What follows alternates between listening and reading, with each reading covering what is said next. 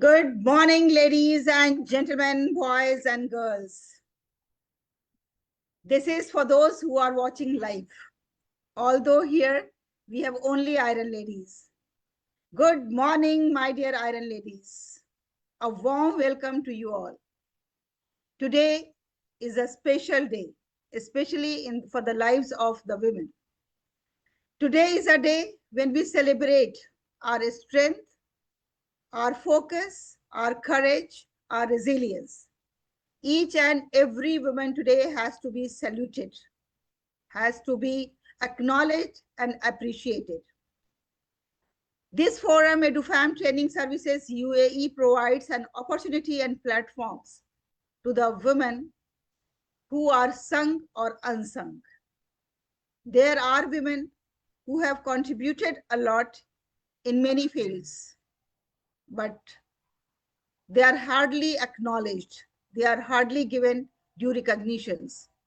So we at EduFam Training Services try to provide the platforms to everyone, whether you are famous, you are not famous, whether you are celebrity, you are not a celebrity, whether you are achiever, you are not achiever, whatever you are, this platform is for everyone. So first of all, let me wish you from the bottom of my heart a very happy International Women's Day 2026.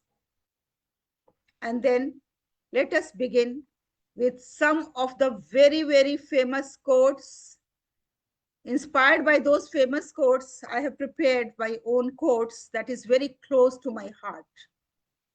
The Iron Lady Award is a tribute to women who shape the future with fearless leadership. And you all will agree with me that leadership is at the core of all the great achievements in the world.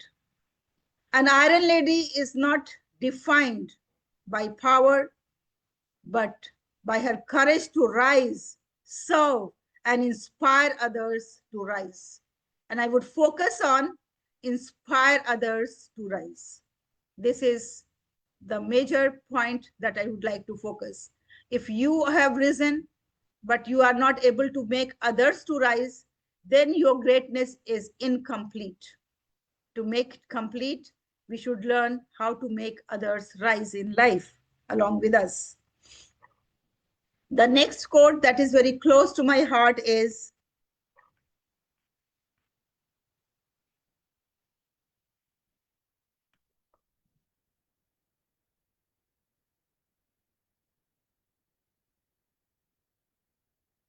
the Iron Lady Award celebrates women whose strength transform challenges into change. An Iron Lady inspires generations by leading with purpose, integrity, and strength. An Iron Lady does not wait for opportunities. She creates them for herself and for others. Behind every successful community stands an Iron Lady who refused to give up. Will you all agree with me? Please show your reactions if you please agree with me. Behind every successful community stands an Iron Lady who refused to give up. And today in this forum, we are going to have such stories that they refuse to give up. True strength of an Iron Lady lies in resilience, compassion, and the courage to lead. The Iron Lady Award honors women who turn determination into impact and dreams into reality. So ladies and gentlemen, first of all, put your hands together for all the Iron Ladies around the globe, and especially those who are going to join us this morning. Of course, we have selected some of the Iron Ladies as our jury members, because an Iron Lady can only recognize the other Iron Lady. And let me have the honor of introducing those distinguished jury members one by one to you. And then I can request them to throw some light on their own journey before we go to the nominees and listen to their journeys. So, ladies and gentlemen, it's an honor and privilege to have a beautiful lady as distinguished jury member. She is Dr. Isha Qureshi from United Arab Emirates. She is an expert of AI, spatial AI innovation strategist at Oracle, an alumni of Bangalore University. A globally recognized leader, officially reigning Miss Universe 2019 Solidarity Ambassador, Global Peace DMGP, TEDx speaker, and Forbes featured personality. She brings innovation, diplomacy, and global vision to the jury panel from Dubai. Her presence adds immense prestige and international credentiality to this platform. Ladies and gentlemen, put your hand together for one and only the beauty queen, the one who has won the grace of Miss Universe 2019 from United Arab Emirates, Dr. Isha Qureshi. May I request Dr. Isha Qureshi to kindly unmute herself and let us have some conversation from Mrs. Qureshi. Sure. Thank you very much, Dr. Halima. I hope I'm audible to you all, right? Just give me a thumbs up if it is I'm audible. Okay, great. Yes, yes, yes. Okay, so very good morning, Iron ladies, and a very happy International Women's Day to everybody. And I'm very honored to see such a beautiful energy of womanhood, sisterhood this morning that made my day. I think this vibe is going to stay with me for the entire year throughout. I think this is the best way to start an International Women's Day a very morning itself, right? So I should salute Dr. Halima for continuously putting her effort in empowering women. And I always believe that there are two kinds of people in the world. One is leaders and followers, right? So leaders set themselves as an example for rest of the world so that followers can follow them. But a real leader is someone who changed that follower into another leader. That exactly is the point here. Dr. Halima was mentioning in the previous slide that supporting others to rise. So we expect that iron ladies put their effort because you're already a leader, which is why today we want to address ourselves as an iron lady because we have gone through tremendous pressure, tremendous pain, probably a lot of rise and fall, but then we still are not ready to give up, and which is why we are iron today, right? So when we support women, there is nothing like that. And ladies, I'm sure that we believe a fact that even if you are going through a lot of stress, tension or pressure, and of course we are an emotional being, and that's how society stamps us as, right? We women are more emotional than logical. I have to disagree that fact and agree also to that point. Our success lies in that because we are emotional. So we understand and see through the things that the logical mind cannot go through. So it is completely okay you being an emotional person and you express that emotion. It could be in the form of a cry, it could be in the form of an anger, it could be a depression. It is completely okay to go through it. Sometimes we wanted to hide those negative emotions of us, and that is where you keep compressing yourself, suppressing yourself, and finally you break down. So it is completely okay to feel the failure. It is completely okay to feel the depression. It's completely okay to cry aloud. It's fine because we are all human beings, and of course we are emotional human beings because that's why we are women, right? But how soon you come out of that pain or struggle or the fallen space of yours, how soon that you recover and completely come out of it, and how soon you incorporate those lessons learned into your life to convert that into a success, that determines your success criteria, right? Today when we talk about I mean, a lot of people talk about women empowerment on an International Women's Day, and that gets over in that one single day or the 24 hours of celebration and social media and the gathering. But that's not exactly an International Women's Day. Every single day is a Women's Day. Yes, we love to celebrate our birthday, right?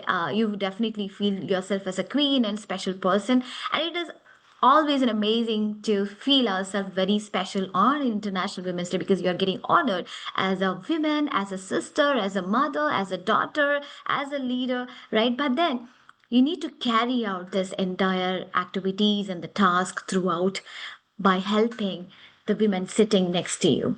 And we sometimes feel that I have felt many times that it's very difficult to sometimes cop up or bond with the women than a man. I mean, that is because, again, coming to the fact that we are emotional people, right? We have a lot of emotions goes through. There's a lot of insecurities that goes through it. But you need to think from a different angle. The sister sitting next to you is actually going to empower you, and you are going to empower her. So that's exactly where women getting bonded each other. So I need to again thank Dr. Halima for taking this opportunity to bring in those Iron Ladies. And she's putting a lot of effort in not just a single day, but throughout her life. I have seen multiple activities that she's doing to promote the society and community itself. And the promotion starts from the, women itself, right? Educated women, and that creates entire educated community or the generation by itself. That's what it says. So I don't want to prolong a lot, but I want to let you know that the days that I have gone through, it was never a cakewalk as well. I have gone through my own turmoils, tragedies, uninvited guest in the form of pain and sufferings. There are days that I used to sit inside a dark room. I used to keep myself under a blanket and, press my face tight to the pillow so that, when I scream and cry, no one hears it. There are days like that. But everything will pass, everything goes through. I mean, there is no permanence in happiness as well as in sorrows, right? But then coming out of that with a double energy, with a double challenge, with a double focus and that X factor in you, that is where your success lies. And I'm sure every single successful person today will have a story to tell, because there is nothing that you can achieve very easily, right? There is no pluck and take a mango and then you have something to eat. That's not the case of life. Life has to go through a lot of aspect as well.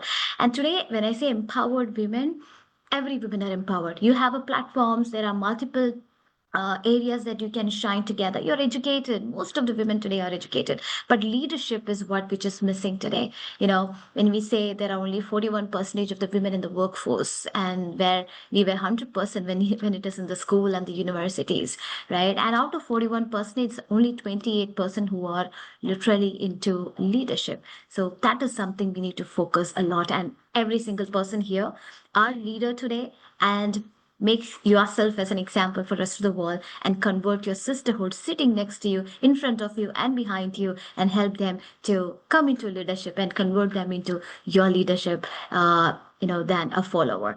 So that's it. Thank you very much, and love you all, and all the best for all the nominees. And I'm so excited to hear your story as well, and look forward to continue this journey. Happy International Women's Day. I love you. Thank you, thank you, thank you very much. It was really a fantastic, motivational, and really a great, great start for today's International Women's Day. Thank you very much, Dr. Thank Isha you. Farha, for joining us from United Arab Emirates. And ladies and gentlemen, put your hands together for Dr. Isha Farha. She is going to be one of our jury member. And now let me introduce our next jury member. Our next jury member is again from the academic background. So from brain and beauty to the academic, we are moving towards Professor Dr. Sabiha Hussain, Professor and Director at Sarojini Naidu Center for Women's Development Studies, Jamia Millia Islamia, and alumni of Jawaharlal Nehru University. She is a renowned academic, author, researcher, and editor of Women's Link. She is widely respected for her work in gender studies, minority rights, and women empowerment. Her lifelong commitment to social justice and academic excellence brings depth and integrity to the jury. Ladies and gentlemen, put your hands together for our distinguished jury member, Professor Dr. Sabiha. May I request Professor Dr. Sabiha to kindly unmute and say a few words on this auspicious occasion, motivating all the Iron Lady Award nominees. Over to you, Dr. Sabiha. Thank you, Dr. Sadia, and good morning and happy International Women's Day to all the ladies over here and across the world. As Sadia said, I was director of Sarojini Naidu Center for Women's Studies, and by training, I am an academician and activist and advocate for rights and entitlement and justice for women, particularly of minority communities. And for me, I fought legal battle for 5 years with the university authority, with the vice chancellor. None of my fault, but still, authority is authority. But I fought. I never lost my courage, despite all the odds. At I wanted to conduct the events, and I was refused. I wanted to bring the grant. I was refused, and the whole staff was not talking to me in the same manner. They were all scared that I have filed a case against the vice chancellor for my due, long time due. But I never left my courage. I fought for 5 years legal battle till Supreme Court, and it was very crucial time for me, for my family. My daughter was in class 9th. It was very crucial for her future, but we never lost hope. We fought, and full support with the family. Mashallah, I won the battle. I was removed several times from the directorship again, by the vice chancellor, and I was reinstated. Finally, by the grace of God, my daughter passed 12, and now she is doing MBBS final year. And I got support from all my family members. Even university people, they knew that it is a false allegations on me. Various committees were formed and against me to inquire for inquiry. But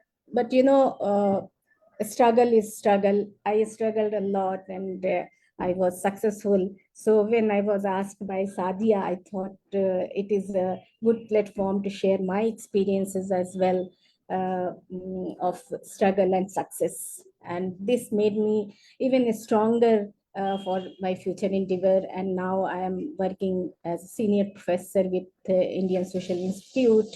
I left Jamia. So my idea of Iron Lady is not just who is strong, fearless, and unshakable. I think about this title a little more differently.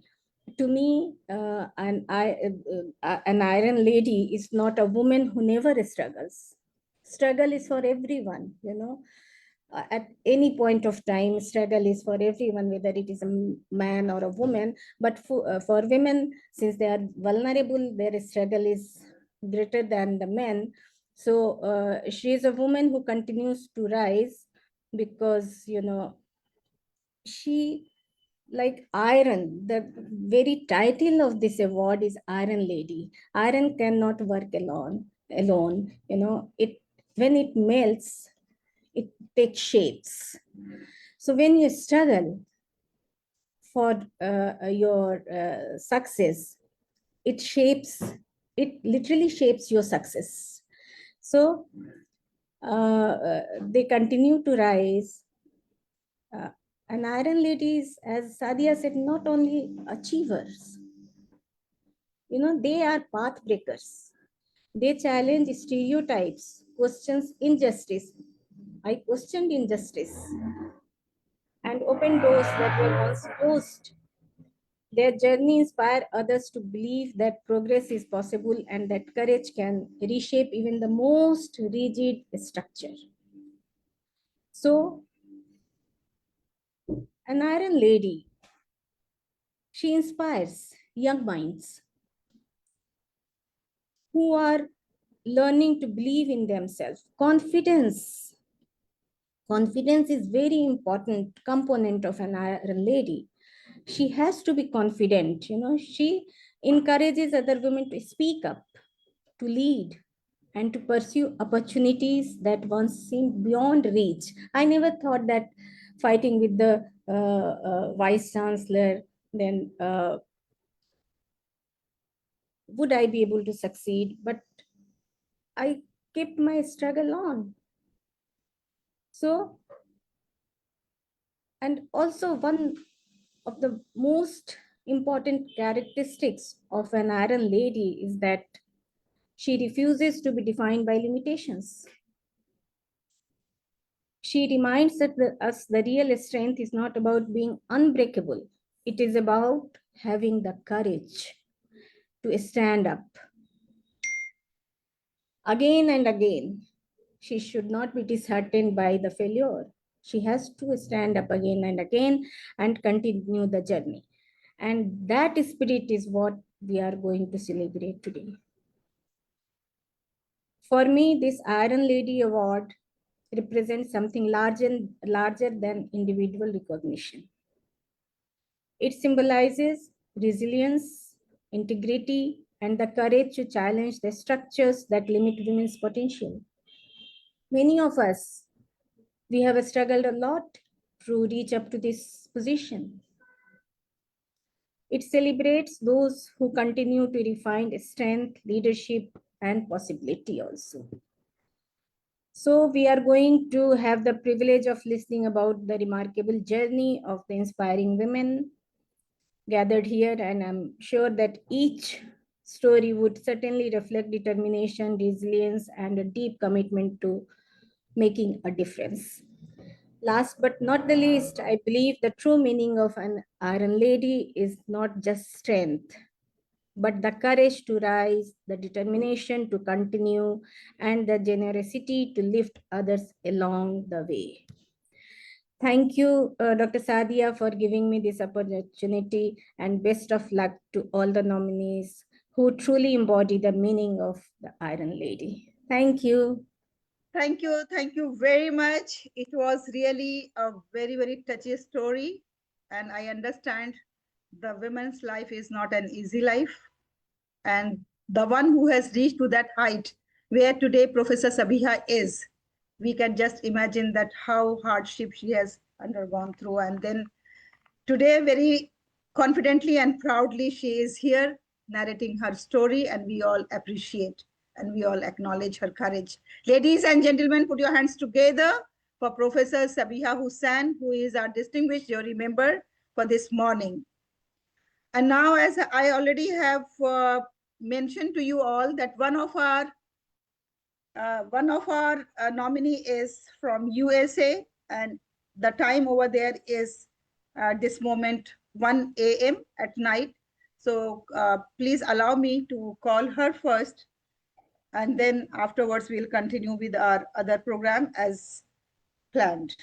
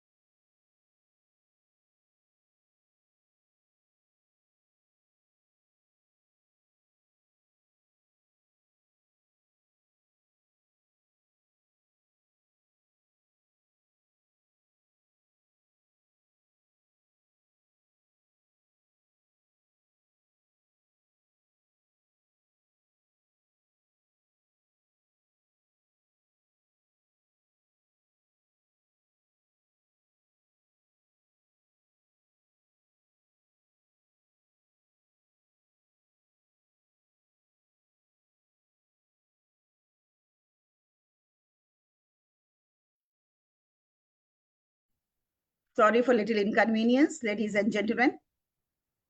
So let us begin with our first nominee for the Iron Lady Award. She is from United Arab Emirates, and she doesn't require any formal introduction, as most of us, those who are into the field of fashion, into the field of styling, we all are aware of the name Dr. Smiley Mukta. Dr. Smiley Mukta is Indo-American Green Queen, and she is a plant biologist, environmentalist, and global sustainability advocate based in Dallas, founder of One Nature Beauty USA. She champions eco-cautious living and women empowerment, a TEDx speaker and global influencer with 900 awards. She inspires conscious leadership, gratitude, and a greener future.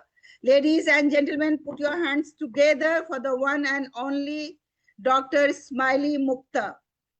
Today, actually, she is already awarded with many prestigious recognitions, but inviting her today in this forum is the only reason why we have invited her in this forum is to listen to her story and to be inspired by the great story of Dr. Smiley Mukta.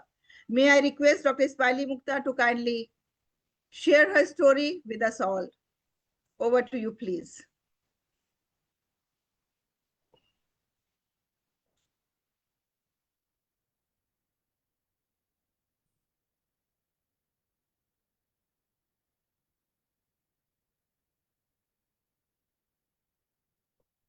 Please unmute. You can unmute yourself, my dear.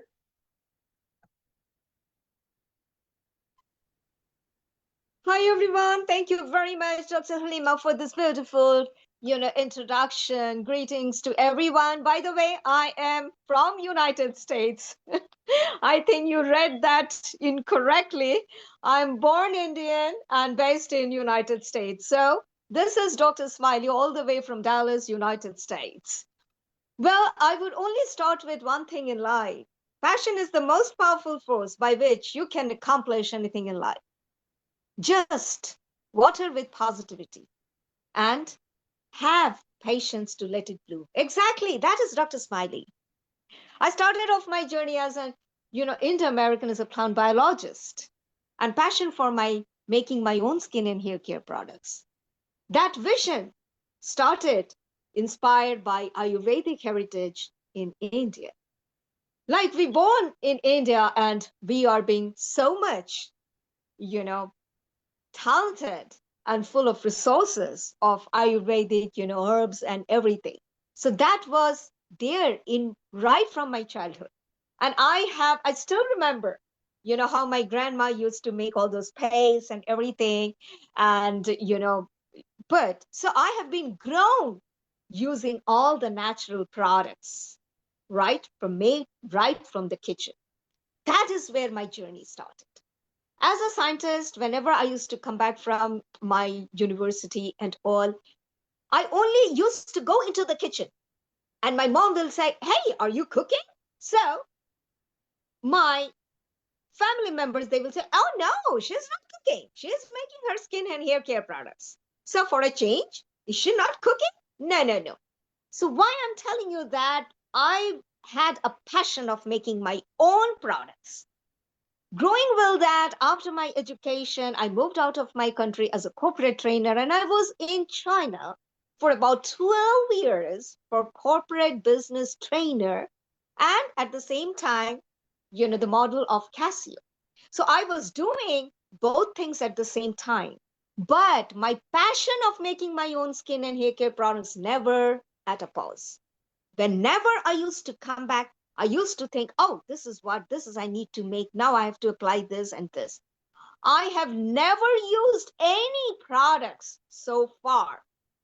Believe me, trust me, I never used to depend on any outside chemical based products when I have handful of things.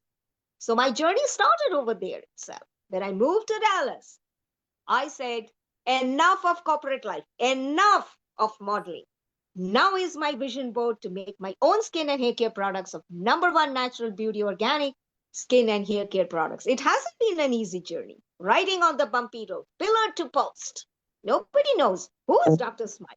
How is she? What is her product? Oh, I stand myself as a role model. My doors are open. I used to invite, neighbors, friends, no matter what, and everyone used to come. Hey, Smiley, what's the secret of your skin and beautiful hair? Look at us. We have this problem, that problem. I said, wait and watch and keep using my products. I used to start empower, motivate people. Being inspired to inspire others, be empowered to empower others, be enlightened to enlighten others, be confident to make others confident in your journey. So I stood myself as a role model that if I am applying this, you do that and you see what miracle it will happen. Slowly and eventually, there were knocks and people started calling and the events and the community. They said, hey, Dr. Smiley, please come over, give, our community event is there. Why don't you display your products? We would love to try because you are such an amazing, lady, you don't put anything, but look at us. We have to look for hiding or this, hiding or that, but look at you. I said, okay, never mind. From there, my journey started. And my first crown, it was from Dallas, Beauty with Purpose. I won that. It is not that accepting the challenge. I accepted the challenge when people say, hey, you talk too much, natural products and all. You put a lot of makeup. Your hair is, probably not, natural. So I said, I accept the challenge. So someone from the audience, I still remember, these are my hot stories. I repeat these stories everywhere because that's the starting point of my journey. How one should be facing the challenge with a smile. I said, okay, come on. I'm ready for the challenge. So one girl, she came from the audience and she came and you started, pulling my cheek and putting some tissue paper or something just to see how much layers I have. And then she started pulling my hair, so hard. I said, oh my gosh. And then she said, oh my God, she doesn't have any makeup. Her skin is shining and her hair is really real.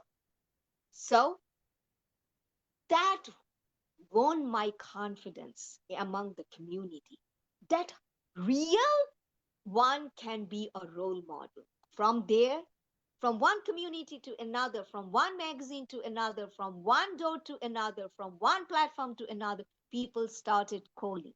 And then this COVID hit so bad, my business crashed down like anything. I said, oh my God, what am I going to do? I I just lost myself. I never lost my hope. I put myself into different sectors and workshop, leadership, corporate training, business training, no matter what, attending self-study, and made myself as a global leader luminaire, delivering my speech as a TEDx speaker, different platforms, corporate training, my master classes on leadership, empowering, and from different corporates, from platforms, from university, from everywhere, people started knocking me. I said yes. And with a span of few years, I transformed my journey from natural roots to a global influencer as a world record holder, not 900 accolades, sorry. There is a mistake over there. It is over 1,500 accolades as a world record holder on leadership empowerment, as a motivational speaker, youth advocacy, mental you know, illness. At the same time, I volunteer, I service, and I made myself on every global platform. So what Ladies I'm and trying gentlemen, put your hands together. This is such a great achievement. And as you all know that we have time limitations of 2 minutes. Otherwise, I Smiley's know. story is so long. You keep on Oh no, listening. We will I keep on swear, I narrating. swear, my story is so long. So that's why I just wanted to say that today, I'm standing here being blessed, self made, self motivated, self inspired, and self empowered. So, all women, I would love to carry each one of you in my journey. That's my mission and vision. Just keep following me. And if anyone need me, I am always just a call away as a jury, as master classes for leadership empowerment. If you would love to be featured in any magazines or any, feel free to reach out to me because I am a global brand ambassador promoting, uplifting, branding at the same time, global visibility. If you want to expand something in United States, feel free. I will be more than happy to welcome your brand as a face. Thank you very Thank much. One you. and Thank last you. but not least, Thank you. be Thank a you very woman much. for a woman. That's my motto, my story, my humble request to everyone. Astonishing, fabulously, fearlessly, unstoppable. Remain Women's Day every day. We are powerful. Thank you. God bless you. Thank you. Thank you. God bless you too. It was really motivating, inspiring. And yes, of course, having you on this platform was an honor for Edu Fam Training Services, United Arab Emirates. And I think I said instead of United States, I said United Arab Emirates. It's just an habitual error since I'm there. So it is always on my tongue, United Arab Emirates. I'm very sorry for that. So Smiley That's Mukta okay. is from United States. Thank you very much. It was really a great, great story. You all will agree with me. My dear friends, can you please advise me that you want your stories to be separate, and you want the whole recording it one platform? So accordingly, we will move ahead. Do you want your stories separate? So then we will record separately. Are you talking to me? No, I'm asking all these like fabulous ladies here, everybody separate. Okay, fine. So we are going to have separate. So Smiley's story is complete now, ladies and gentlemen. Uh, we have one more distinguished jury member, and she is Mrs. Uzma Naheed, a name most of the Indian women are familiar with. She is the president of IIWA with associations including Iqra Education Foundation, and she is an alumni of Aligarh Muslim University, a dedicated advocate for uplifting women. She brings grassroots leadership, passion, and strong community engagement to the panel. Over to you, Dr. Mrs. Uzma Naheed, and I request everybody to be little brief so that we can finish within the given time. Uzma Appa, over to you, please.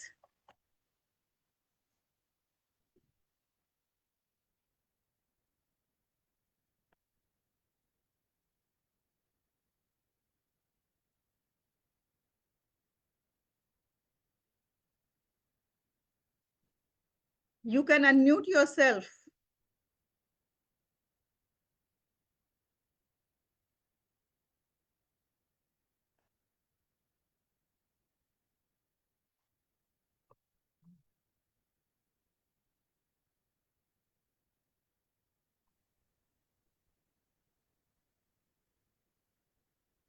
Assalamu alaikum.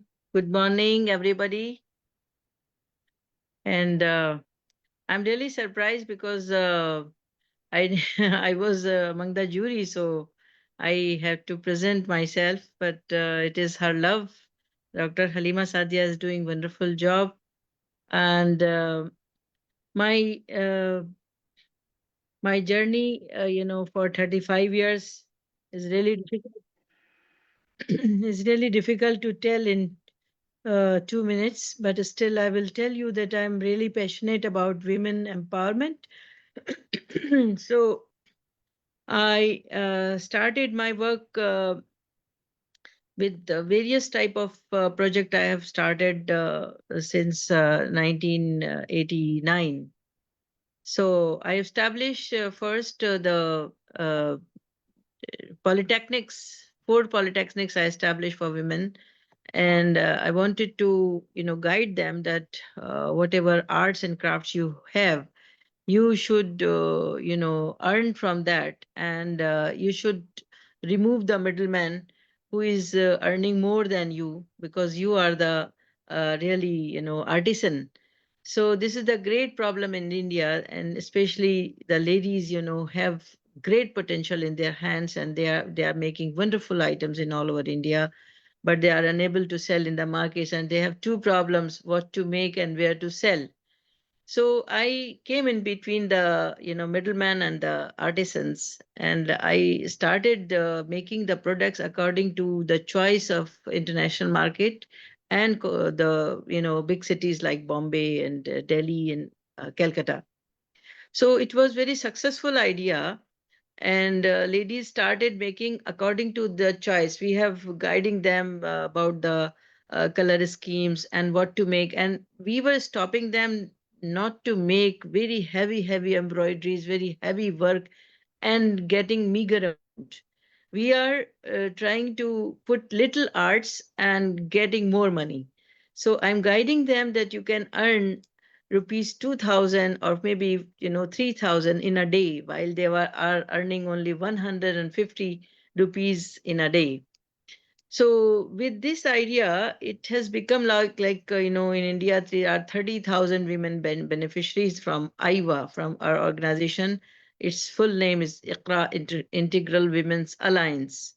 So now we have factories like spice factory, garments factory, handicraft factory, and everywhere in every city we have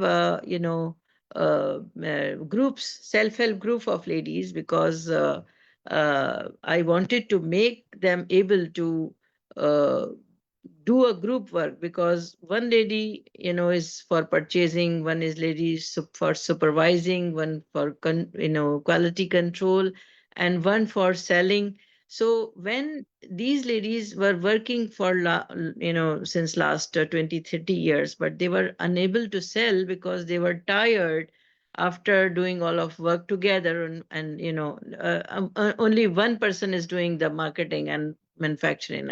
So I divided the work among groups, and then make them able to, and then we are supporting also.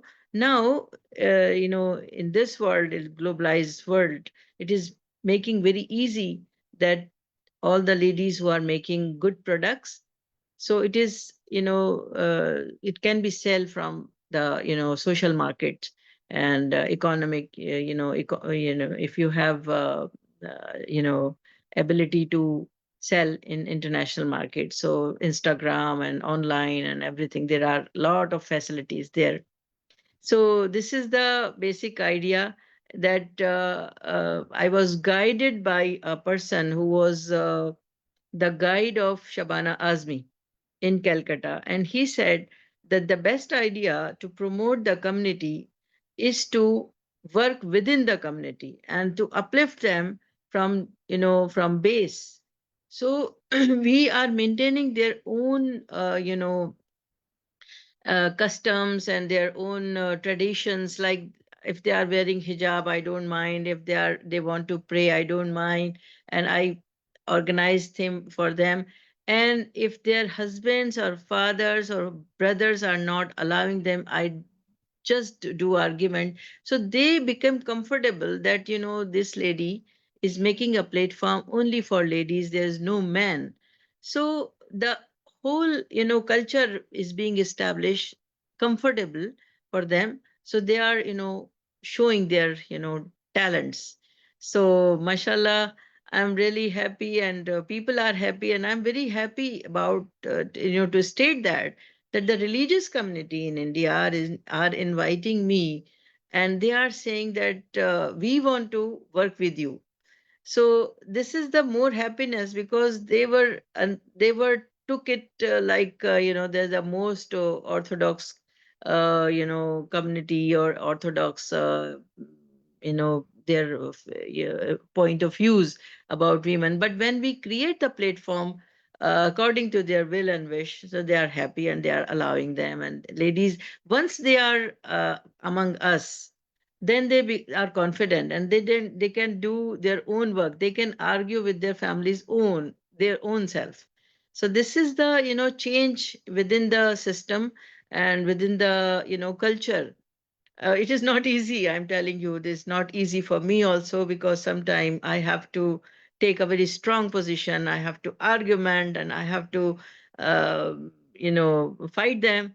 But still, it's going on. And now after so many years, it become a notion, it become a system, and everyone is coming towards this. That's, I think, 2 minutes over. Thank you very much. Very inspiring story. And I know Mrs. Uzma Naheed since 2003, I think, when we were in a Karwa and we traveled across Bihar, Jharkhand, West Bengal, and many other states, and motivating the women folk to come forward for education, for employment, for communal harmony. And there were many other agendas in our Karwa. Karwa is like group of people traveling together for a cause, staying at some places, remote areas, and then advising them and giving them the basic knowledge and information. So Usma ma'am was our leader, because in every Karwa there has to be a leader. That is called Mire Karwa. And I was You are one the of leader now. You yeah. are the leader now. Thank you very much, Mrs. Uzma Naheed. And now, ladies and gentlemen, although my role is going to be very, very minimal, but since we have 4 jury members, so I'm also going to be one of them. But believe me that my role will not be as vital as 3 distinguished juries that I have already mentioned before you. And there are some new joinees here. So let me just tell you that I am basically a teacher by heart. And currently I'm Managing Director of EduFam Training Services, UAE. And I have served as a principal of different schools in India, in Maldives, in India, in United Arab Emirates, and also I have worked in Malaysia and Singapore as well, all in the capacity of educational and academics initiatives focusing on sustainability. And again, I have authored the book on women empowerment, leadership, parenting, and sustainable lifestyle. So thank you very much for joining, and thank you very much for being here.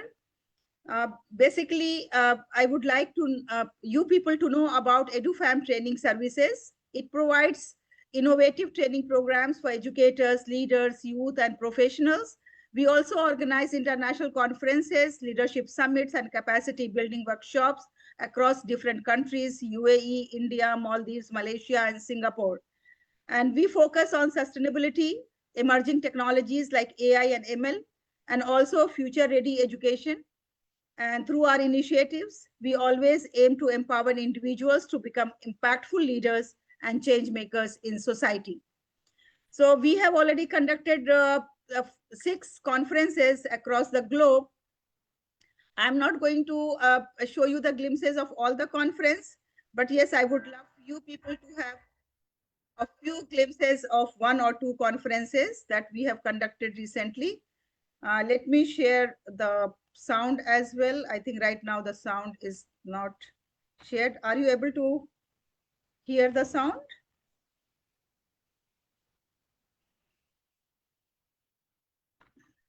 Not yet.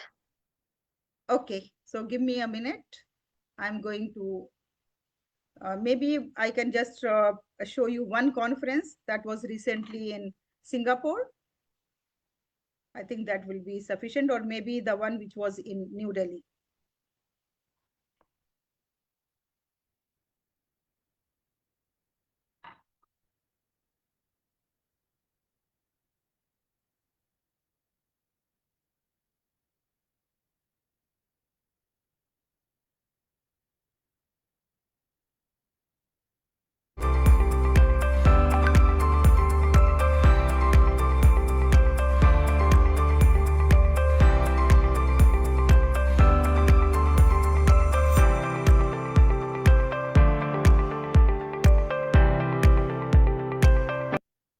Khamenei की वो रहस्यमयी अंगूठी Oh my जो God, वो what her is जुमा को पहनते हैं, आखिर उसका राज क्या? I'm very sorry. I'm very sorry. Something happened. I'm very sorry. I think YouTube has taken itself another video. So I'm very sorry for that. Let me just take out the video which I'm intending to show you.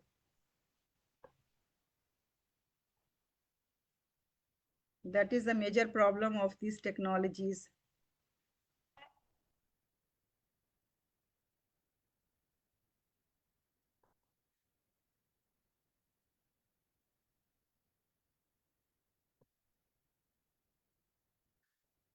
Now that was the Singapore one, and now this is the New Delhi one. I hope it is functioning well.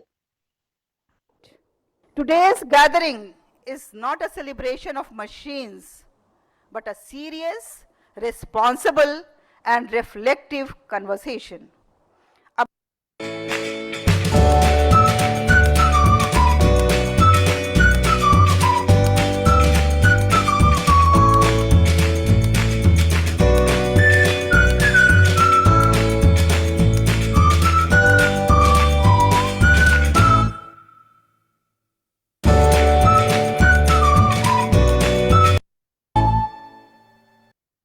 कारवां के लिए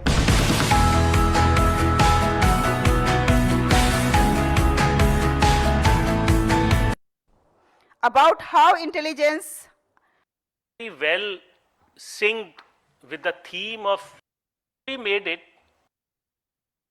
rural development में एक बहुत से शुक्रिया अदा करता हूं.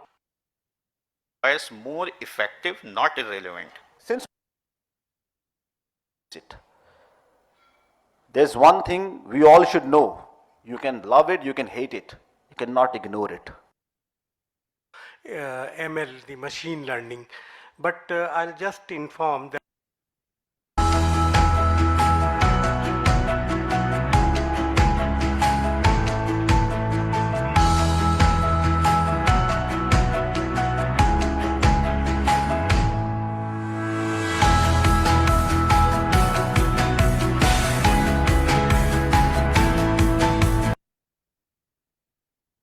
and cannot develop purpose. All its skills. AI can only tell you what to do, but human intervention is very, very important. How they do on the ground and transport footprint is, this is platforms. Why do we need to learn something about the environment? Negative aspect of AI that is hampering the most sought after subject, and I think with the artificial intelligence, which is going to most of you are here from the educational field, and I would compliment Acha. Sir, thank you. Please put your hands together for Mohammad Irshad Alam sir.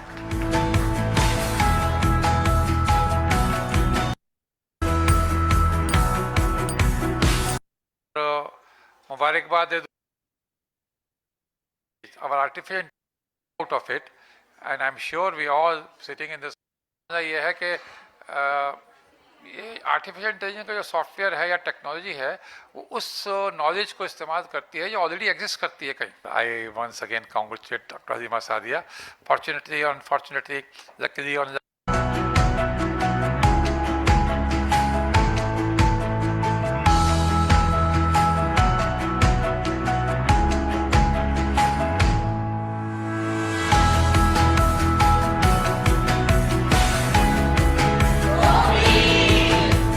आप कह रहे थे ना कि अब अगले महीने कहाँ होंगी, तो मार्च में we all.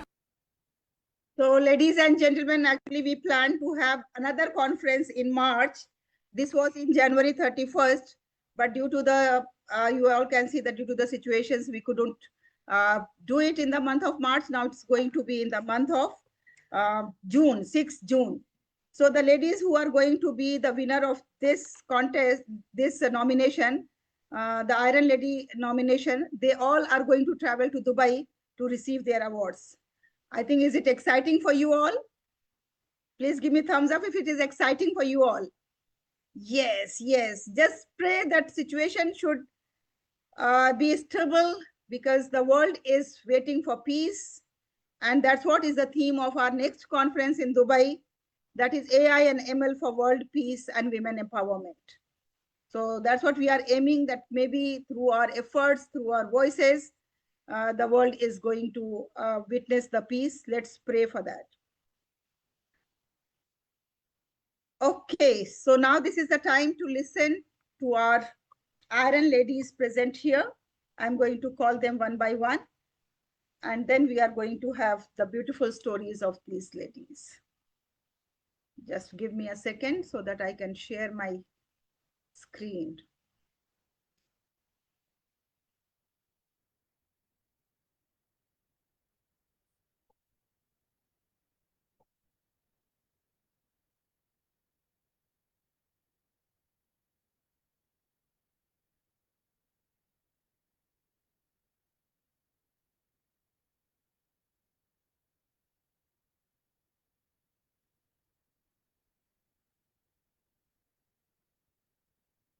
Yes, ladies and gentlemen, the Iron Lady that's going to be our next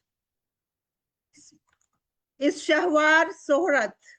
Shahwar Sohrat is a dynamic leader, entrepreneur, and change maker, championing gender equality and social impact, founder of WAOW Foundation and India Talent Treasure Trust. She empowers women, artisans, and marginalized communities. A National Commission for Minorities advisor, she leads initiatives in education, skills, and global leadership. Ladies and gentlemen, put your hands together for the Iron Lady nominee, Mrs. Shahwar Sohrat. Mrs. Shahwar, over to you, please. You have 2 minutes time to impress the jury members.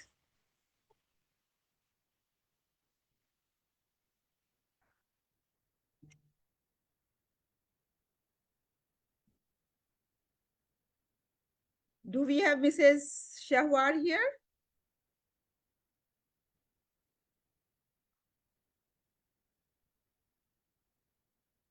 I think Mrs. Shahwar couldn't join us. Okay, so we'll move now to the next. Ladies and gentlemen, next we have a very powerful lady, and I was really impressed when I was going through her profile. The Iron Lady Award nominee is Dr. Manisha Shivale. She is a dedicated educationist with over 3 decades of inspiring service in the education sector. A compassionate guide and mentor, she has devoted her life to shaping young minds, nurturing talent, and empowering students to build confident future through knowledge, values, leadership, and lifelong learning. May I request the Iron Lady Award nominee, Mrs. Manisha, to kindly share her story.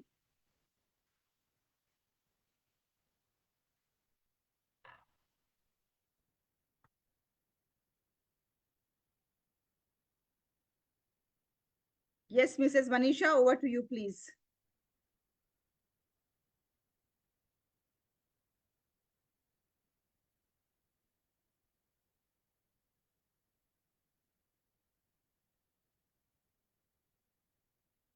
Mrs. Manisha, are you there?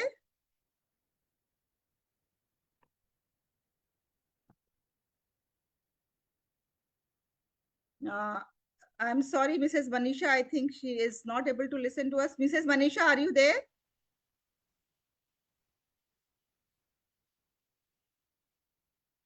We are waiting for your story, Mrs. Manisha.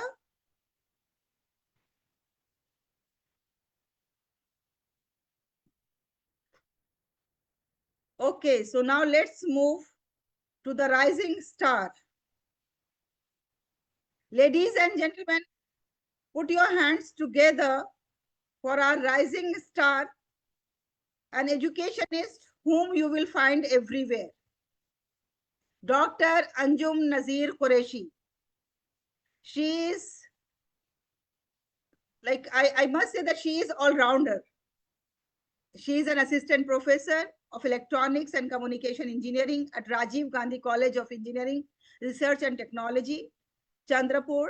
She is a certified life coach, motivational speaker, and meditation trainer. She has authored influential books, published extensive research, and inspired thousands through seminars, trainings, and impactful education initiatives. And whenever I open my LinkedIn, basically I'm more active on LinkedIn. So whenever I open that, I always found that Dr. Anjum Nazir Qureshi is gracing the functions as speaker, as trainer, as chief guest, as jury members, as whatever motivator. So Dr. Nazir Anjum Qureshi, you are really an example for millions. Over to you. Please narrate your inspiring story with all of us. Over to you, Dr. Anjum Nazir Qureshi.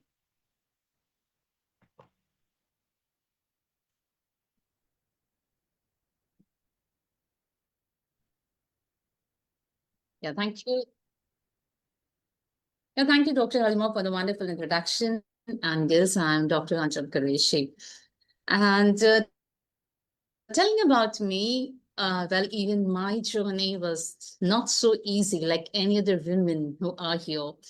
And I was born in a very small place, of course, and I did my schooling over there.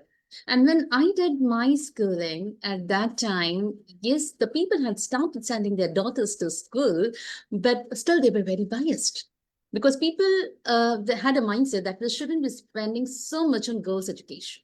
So I was a very lucky one who got a chance to go to a very good school. And even after schooling, I went to engineering because even now the people are very biased on that the girls should be opting for the STEM courses. But I got a chance to study in an engineering college, and it was all due to my parents. I graduated, and after that, for a few months, I didn't do anything because I just got married.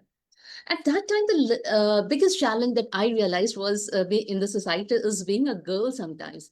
Because although we don't like to be judged, but we always are being judged. But I felt that it's okay. It's a part of life, but we shouldn't be paying attention to it. We should be learning from whatever people say about us. And I completed my graduation. And after my marriage, I continued my higher studies.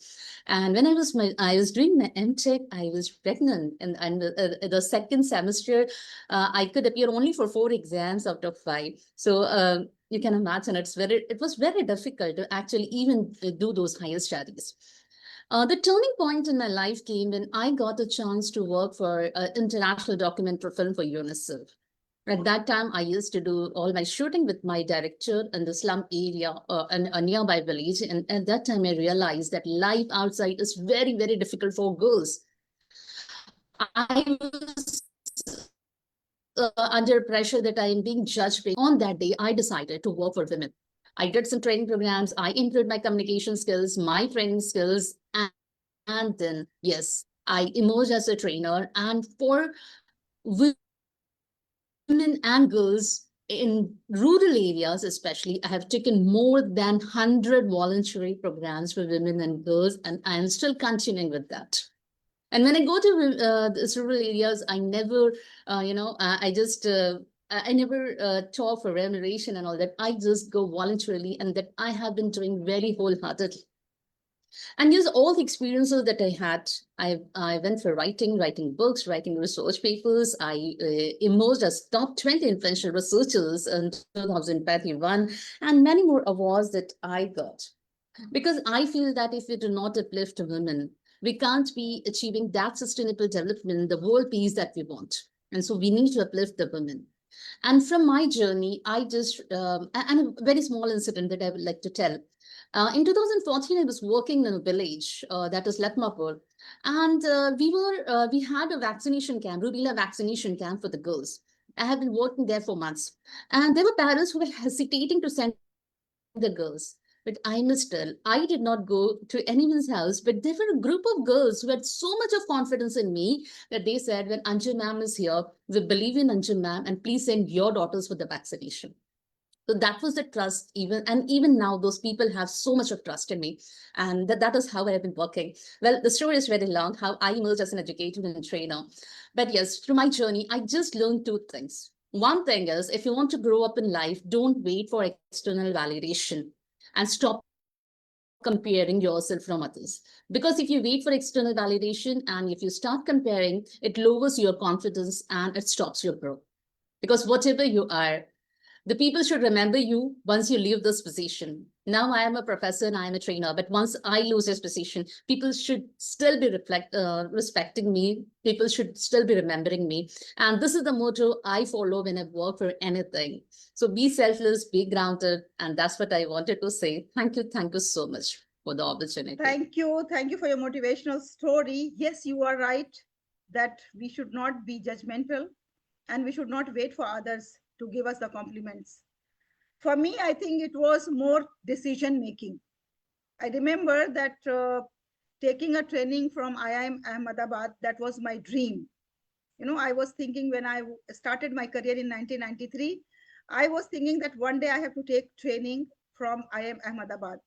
And then I used to apply, but I was not clueless that how to apply, how to get it. In 2012, I applied again and I received a message from there that yes, you have been selected for the leadership training at IIM Ahmedabad, and it was like 15-day in-house training. I have to go there and I have to stay over there.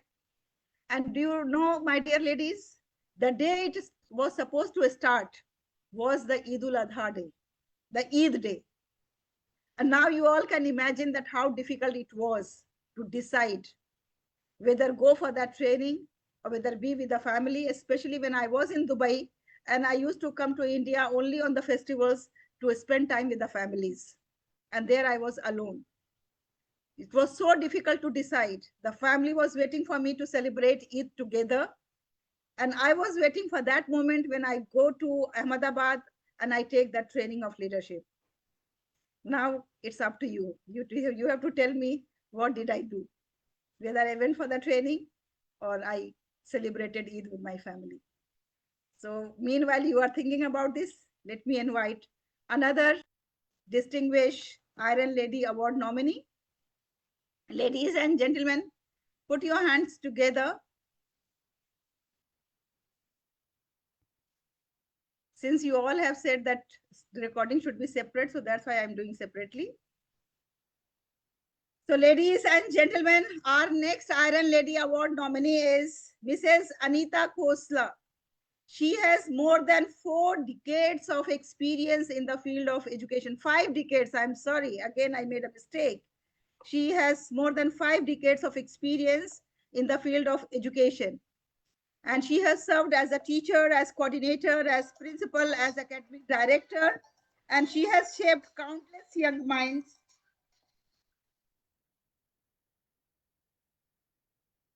She has shaped countless young minds, and she is still she is doing pre-primary training programs. She is a content writer, she is editor, she is a proofreader, and she is still contributing significantly to the quality education.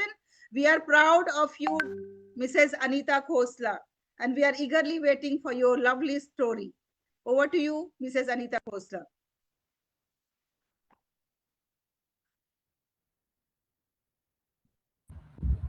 Yeah. Very good afternoon to all the jury members and Dr. Haleema Sadia. Thank you very much, Haleema ma'am, for choosing me as the nominee. And to begin with the story, as some of the points and most of the points that Dr. Haleema has already said, my journey started as an educationist in the year 1976. It's 50 years which I have completed, and that was not a cakewalk. And I retired from Aga Khan Education Service, which is a very reputed and prestigious organization. You all must have heard of Aga Khan. But when I entered as a teacher, I was a PP2 teacher.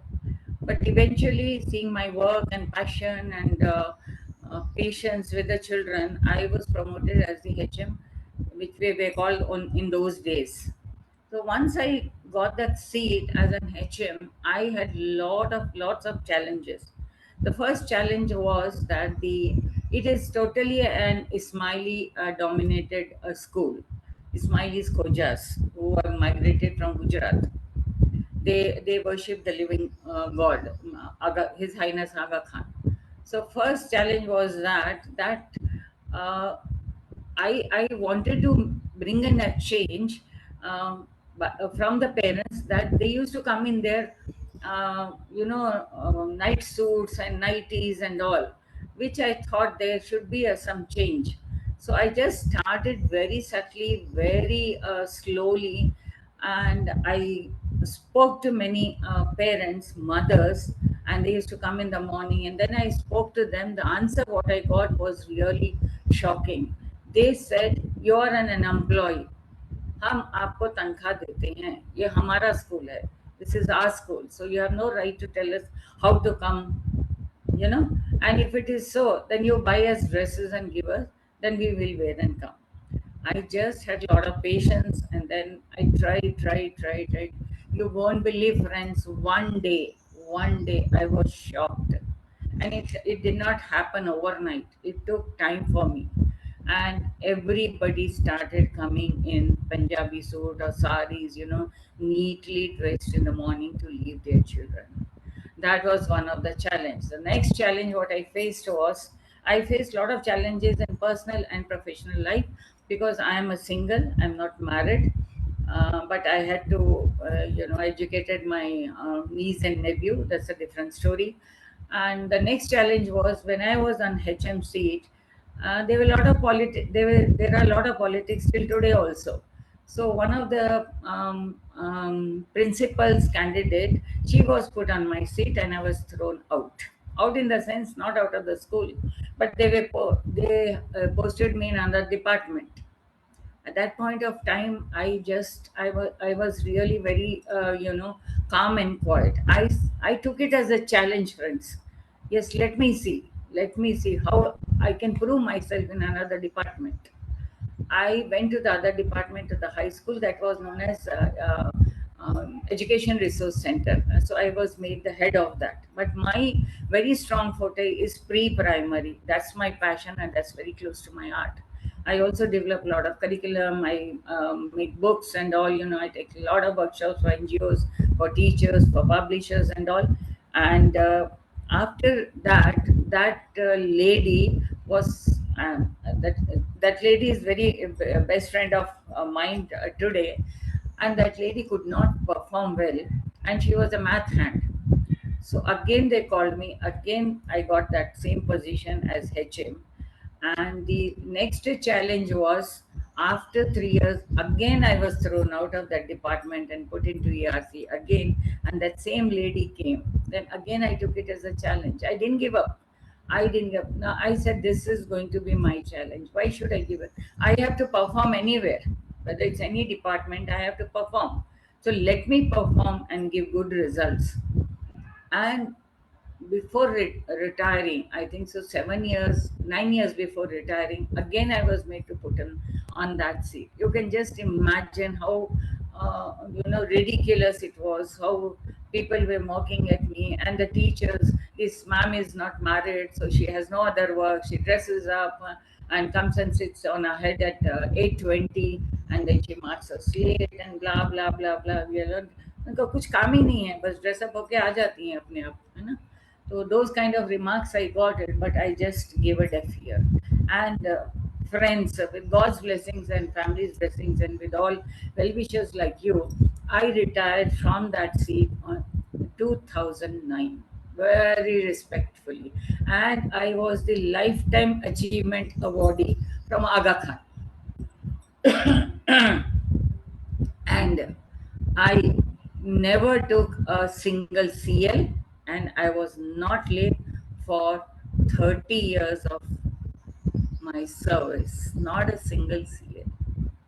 I did not take single CL also. That's what I was awarded as. And in alumni, 2 years back, we had an alumni where I was honored as one of the best HM and the Lifetime Achievement Awardee to share my experiences and all. Now, in the home front also, I have a lot of challenges. That's a very big story. But 50 years of my career is not a cakewalk. So I thought these are passing clouds. Let them pass. And whether I'm there or not, nobody is indispensable, right? The show must go on. As Raj Kapoor always used to say, show chalta rehna chahiye. But now, with God's grace and family's blessings and all, I'm the academic director of Nirmala High School in Khairabad, in Hyderabad. And one more challenge when I joined St. Francis School from Punjab, relocated from Punjab, I didn't know even CAT CAT also. And Telugu is so till today it's out of question. But my own passions and my family's support, today I can speak very well, I can communicate very well. That was another challenge. And in Telugu I used to get zero, but I had a mentor, very passionate. She really helped me. So she was an inspiration. When a person can do, when my teacher can do, why can't I do? So that is a very long journey, and I got a lot of feathers in my cap. I didn't count. Now I must start counting, because the previous jury, she had 1400 awards, I think I may not have that, but at least 500 awards I have received, and this would be, if I am selected, this would be my 501 award. And I'm a green ambassador from EduFam International organization, also under Dr. Haleema Sadia's shadow. And this is my story. There is lots to share, but the time is very limited. And thank you all the juries, and thank you Haleema ma'am. That was so nice. And I think I have done, and still I'm working. I'm 75, but still I'm working. I'm very proud of my age. Still today I'm working. Till today I'm working. Thank you very much, Anita ma'am. Ladies and gentlemen, please give a big round of applause to Anita ma'am. And now let me invite our another nominee.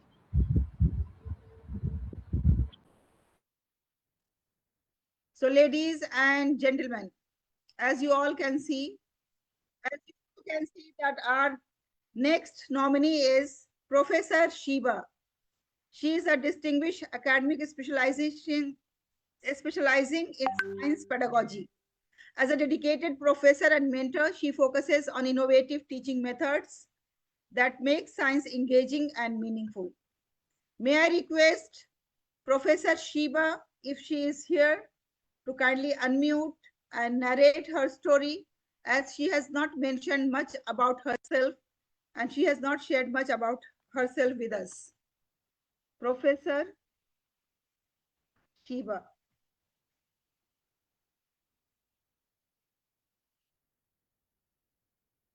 I think Professor Shiba is not here. So let me invite the next.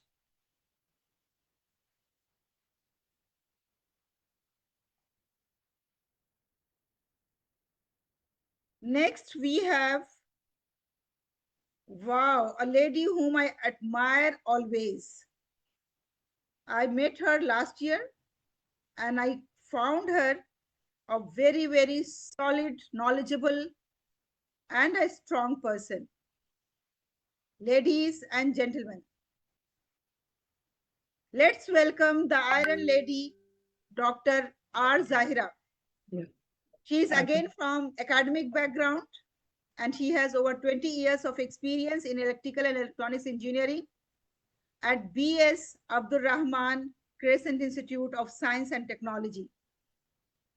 And her experience, as you all can see on the screen, that her experience spans renewable energy, smart grids, microgrids, and electric vehicles, advancing global sustainability and clean energy innovation aligned with the United Nations Sustainable Development Goals. Ladies and gentlemen, I feel proud to present Dr. R. Zahira to you all. Yes, Zahira, over to you, please. Share your story. Assalamu alaikum, and a very good morning to distinguished members. So I'm here to present my achievements. So just a minute, ma'am, my battery is low. I will just continue it. So I will just begin with my story. So I have started my education, and I started my education with a diploma in electrical engineering in 1998. So it is not easy to be an electrical engineer as a woman. So I then continued my education in BE, ME, and later I have registered my PhD. So registering PhD is also a challenge for me. I am searching for a supervisor for past 2 years. From 2006, I am searching for a supervisor. I am not able to get a supervisor. In those days, it is very hard to get a supervisor for a young completed engineer. So they will be asking only the experienced person. So after many struggles, I opted a supervisor who is submitting his thesis. So I waited for his supervision till 2 years. So by 2018, I have registered under him. But even that, I faced 2 rejections of PhD selection. And in the third attempt, I have selected in 2 universities. So the same supervisor, that during the rejection, he advised me to opt the other supervisor, and with his guidance, I have opted other supervisor, and I have achieved admission in 2 universities. So even after getting admission, I have many struggles. So that is, I met with an accident by 2014 in a right hand wrist. I had operation, and balancing the academics, family. It is a toughest part for a lady to be a working professional. So with the help of a family support and a supervisor support, I have completed my PhD by 2019. So by the end of PhD, I thought it will be the great time to continue my passionate service. But again, the pandemic occurred, and the pandemic occurred. So I have got selected in a Crescent University as I'm working as associate professor, but I got only offer as assistant professor. So I continued my profession as associate professor. I was working hard and putting my all my dedication to the work. So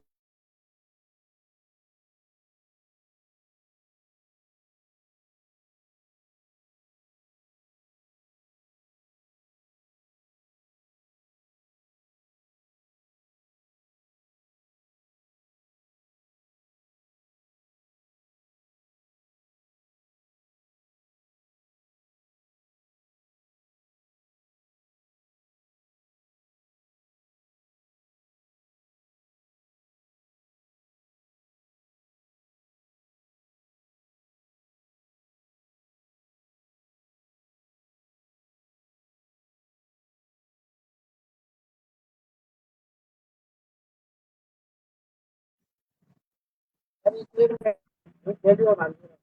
Haleema, you are muted.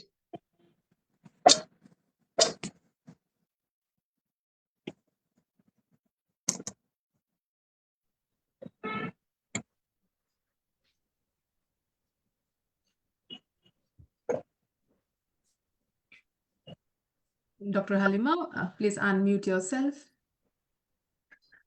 Oh, I'm so sorry. I'm so sorry.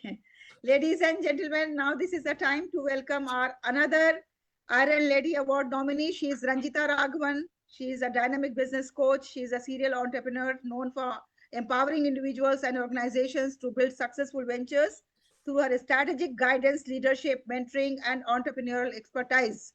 She works for sustainability. She provides corporate gifting, coaching, training, mentoring for the sustainability. She also inspires aspiring leaders and business owners to innovate, grow sustainably, and achieve impactful success in the modern business world. Put your hands together for the one and only Ranjita Raghavan. Over to you, Ranjita. Thank you so much, Dr. Haleema, for that wonderful introduction. It's always been a pleasure to attend this event. And first of all, thank you so much, Dr. Haleema, for this opportunity. And I am honored to be a nominee for this Iron Lady Award. And to everybody that's participating and respectful jury, a wonderful, happy Women's Day. It's a really special day to be part of with and celebrate with all of you. Without further ado, a quick introduction about myself. I'm Ranjita Raghavan, an ecopreneur, a business growth coach, and founder of a couple of entrepreneur businesses that I have started over the last 15 years. I have a company called Impact Wave, which is into empowering business owners and making sure they become successful in their business journey. I'm also founder of a manufacturing company called Back to Nature. We produce recycled paper bags, contributing in whatever way we can into making sure we reduce single-use plastic bags. And I'm also partnered with a green art corporate gifting company. We focus on sustainable gifting solutions.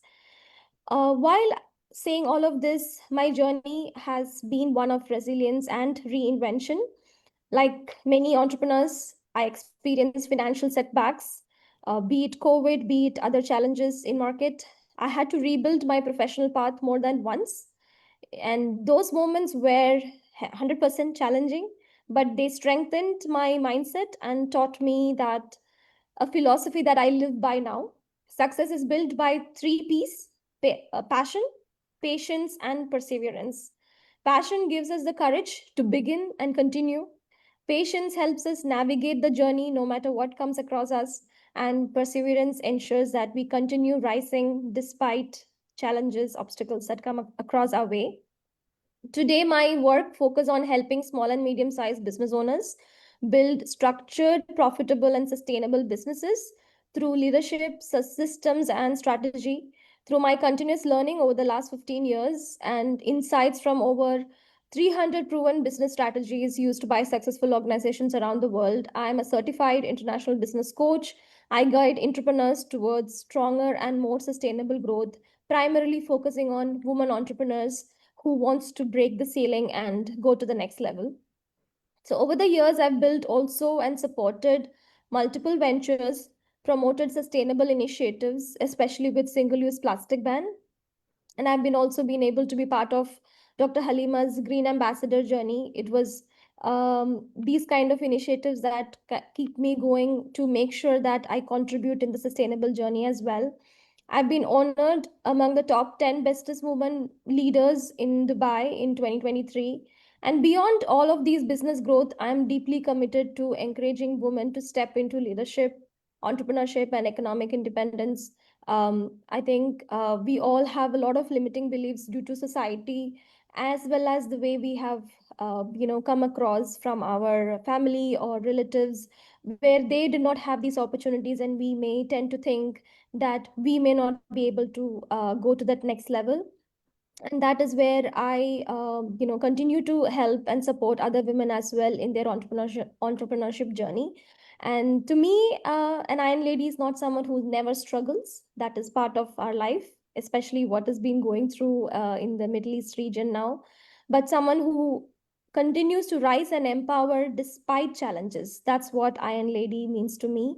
And I believe, listening to these amazing stories all of you have been sharing, each of us are truly an iron lady by herself, in their own beautiful journey. And I continue to strive to create an impact in everyone's life that I come across. And I would love to help anyone here who are looking to break the ceiling of entrepreneurship. And that's a little bit about my story, and lovely meeting you all. Thank you so much. Thank you. Thank you very much. Very inspiring story. And at such young age, she has achieved greater heights. We at EduFam International Academy, we always value the struggle and the journey more than the achievements. So the place where you have started from is more important than the place where you reached today. So some of the stories you will find that it is a very tiny, it is very small, but the journey is very long.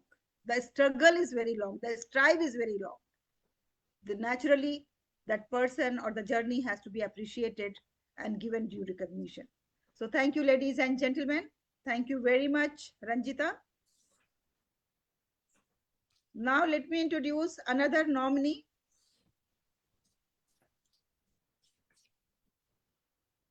Ladies and gentlemen, when I was small, I was greatly impressed.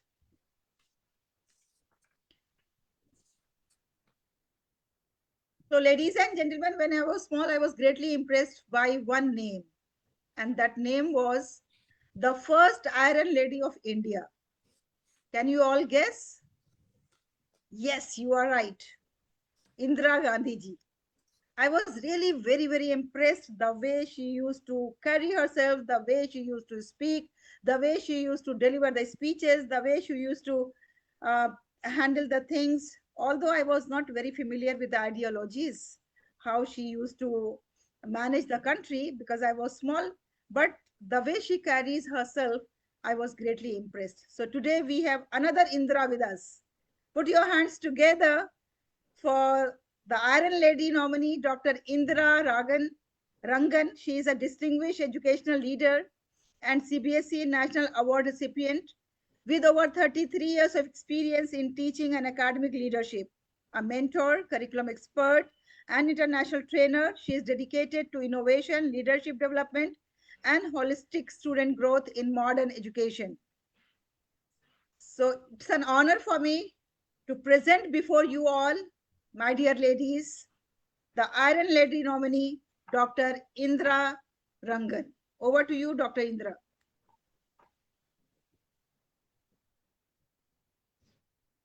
Hi, Haleema Sadia ma'am and her team. Very pleasant day to everyone. Happy Women's Day. it gives me great pleasure and honor to join in this forum on this very good occasion.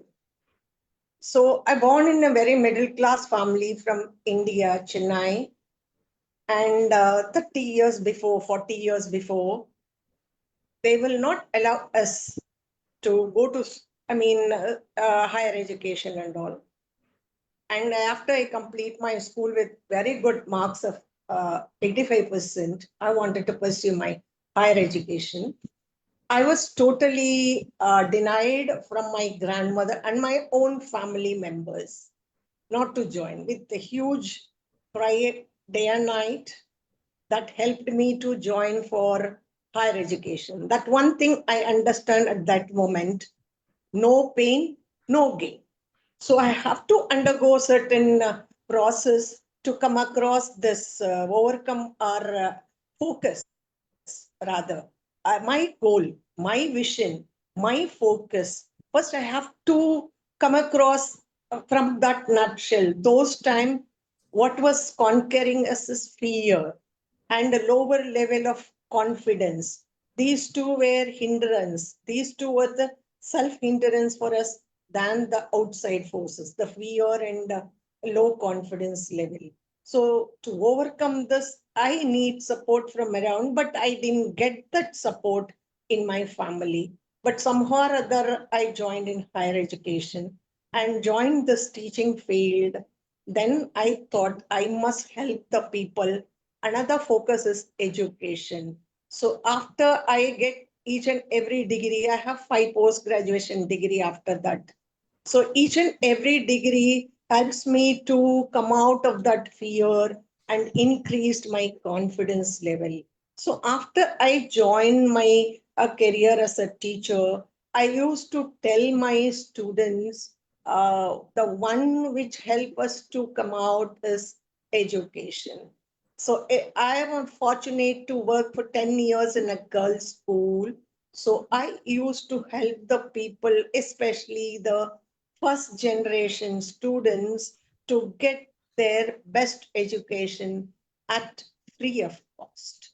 This was the thing I helped them to. I used to teach them at extra hours to get to score them better, to come out from that society and stand on their own legs.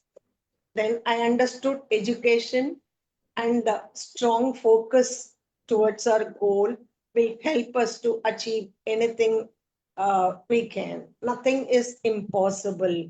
And another thing I would like to highlight here is some of the children now even denied of, especially girl children, denied of education in some of the remote areas. When I go for the training in some of the underdeveloped areas in my country, then I used to address for gender equality. That is very, these two things to be addressed everywhere. Otherwise, they will not give us a chance for us to come out in life. So wherever we go, we can see the ratio of our women is initially one of our jury member also pointed out the leadership percentage was only 28%. That clearly shows maybe the gender equality.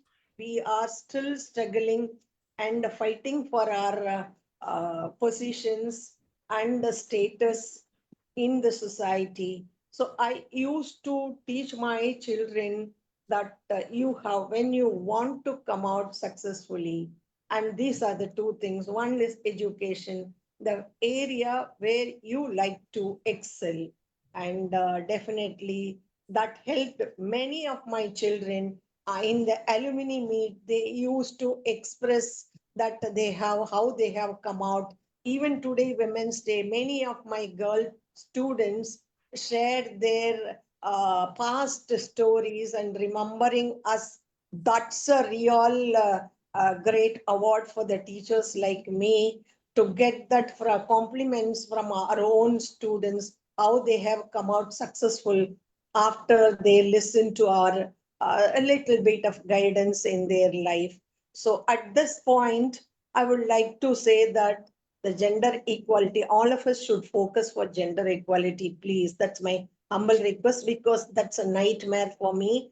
When I was to get the 2 letters in front of me, that is DR, how much I struggled. That's a real nightmare. I understood the meaning of nightmare. So you can see that how much of struggle at every stage of our life to get that education. But one thing has made us to stand at this forum. Even after retirement, now I'm working as an academic director and I'm helping my students. That's all because of the education and the focus we do, and the help we render to the others, and that motivation when they talk about their success to us, that's a $1 million worth of money for us. So this awards, I would like to thank Haleema madam.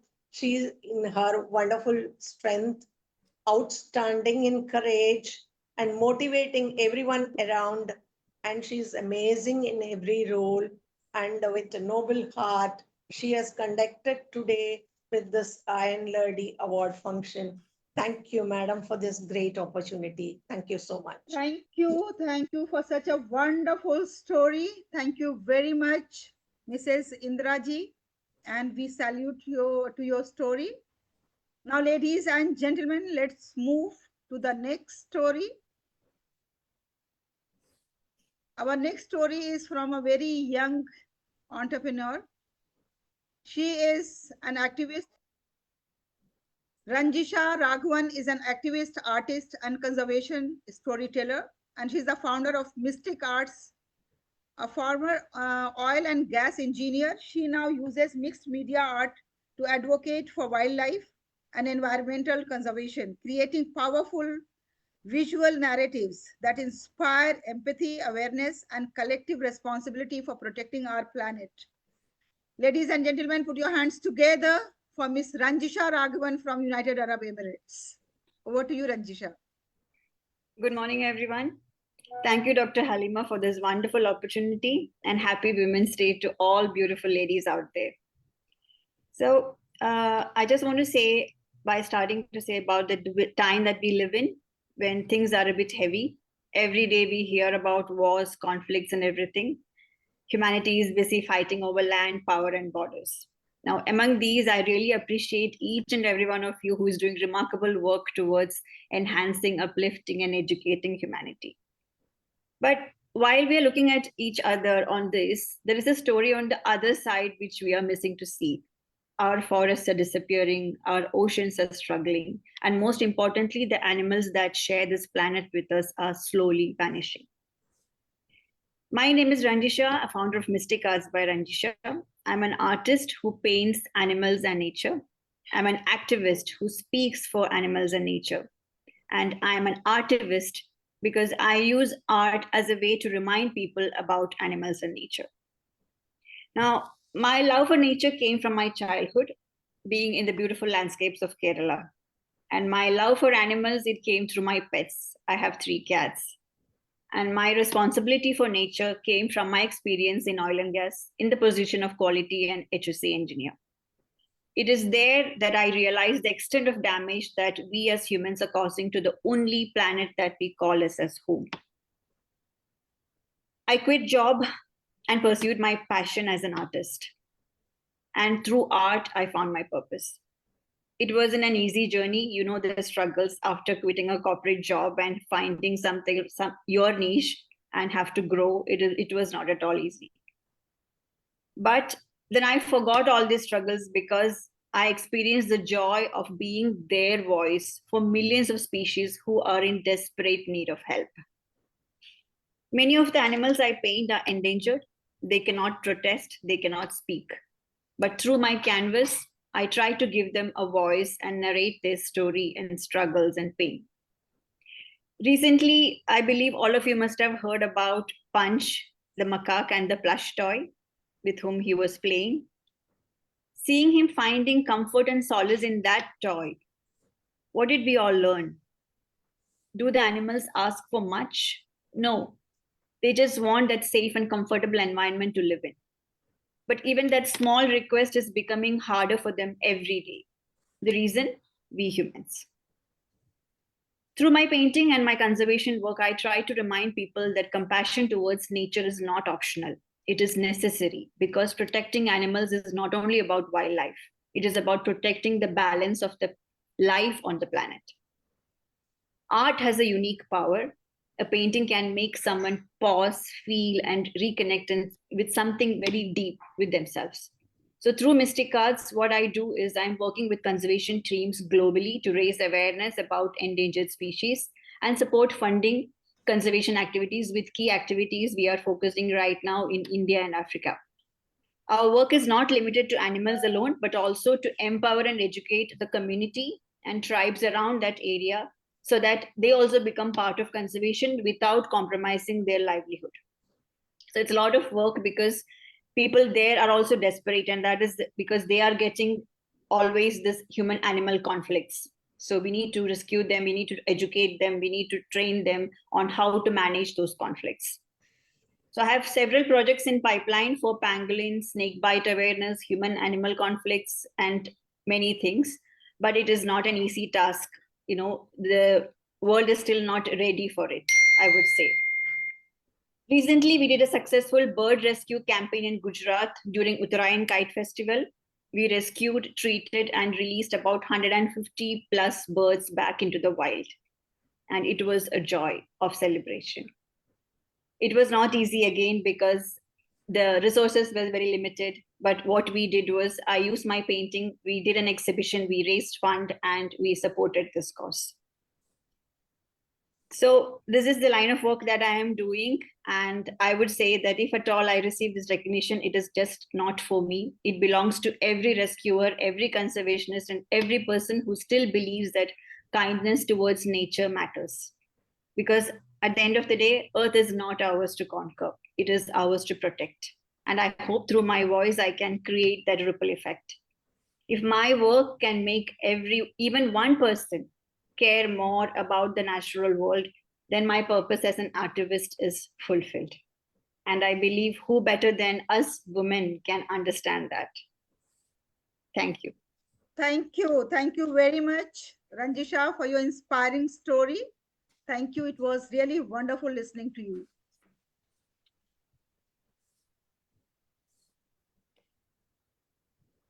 So, ladies and gentlemen, our next award nominee. Our next award nominee is Dr. Priya Latius Banyan. I'm sorry if I'm pronouncing wrong. I'm very sorry. Dr. Priya is enough. Dr. Yes. Priya is a distinguished educational leader and principal of Bangalore International Group of Institutions High School, a PhD holder in women's studies and a certified Central Board of Secondary Education. She's a resource person. She champions innovation, innovative teaching, teacher empowerment, and inclusive learning to enhance student achievements and holistic development. Ladies and gentlemen, it's an honor and privilege for me to present the Iron Lady Award nominee, Dr. Priya, before to you all. Over to you, Dr. Priya. Thank you, ma'am. Good afternoon, respected judges and everyone present over here. So every child is special, and I believe that being born as a girl itself is a gift. I was born vulnerable, but my mother and father raised me to be a woman of strength, substance, and a woman who believes that she can conquer anything. I am the first PhD holder from Center for Women's Studies, Aligarh Muslim University, where I completed my research under the guidance of Professor Shireen Muzvi and Dr. Azra Muzvi. In 2015, I got married into a South Indian family in Bangalore. I started my career in schools as a vice principal in 2016. And in 2020, at the peak of my career, I made a decision many people questioned. I quit my job. Not because I failed, but because I chose motherhood. When my daughter turned 3, I decided to return to work. But I knew one thing, the world does not give you opportunities. You have to earn them. So in 2013, I enrolled for UK Level 6 Professional Graduate Certificate in Teaching and Learning, an extremely demanding program with live tests, online classes, and over 50 assignments. Same year, I appeared in International Teachers Olympiad, where teachers from 111 countries appeared for exam, and I secured the silver badge in that. And just when I thought life was getting back on track, life tested me again. My mother, Mrs. Vinita Latius, a breast cancer and a COVID survivor, was diagnosed with angiosarcoma. It is the rare form of cancer that affects 1 in a million person. I asked Dr. Sandhya Apache, she is a doctor in Sri Shankara Cancer Hospital and Research Center, Bangalore, that how much time she has. So the doctors had no answer, no timeline, and no cure. Not even days, not months or years. I brought my mother and my father, who is 75-year-old and was in denial of my mother's condition, to stay with me in Bangalore, along with my elderly in-laws, my mother-in-law, who is also a cancer survivor. I made the hardest decision of my life. I chose not to tell my mother that she was dying.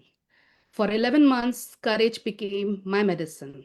She went through immunotherapy and 36 chemotherapy sessions.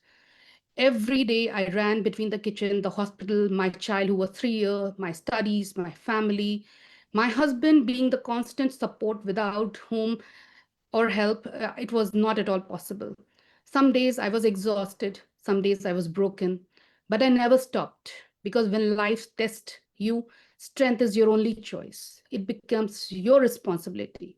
Still remember during the treatment, she got high fever and lot many things have happened. I used to rush to the hospital. I did not even wait for the any van or the hospital van, but I just take her with me in the car and I alone drive and checking her that whether she's okay or not. So this has happened multiple times. My mother finally passed away on 8th September 2024 due to lung failure. She conquered cancer in a way, but all the organs were fine when she left this world. But only thing, she couldn't fight back her lungs, which were already affected during COVID. The very next day, my husband went to the hospital to complete the paperwork, and Dr. Sandhya saw him. And that he told me that she called him and said, "Sir, both mother and daughter fought till the end."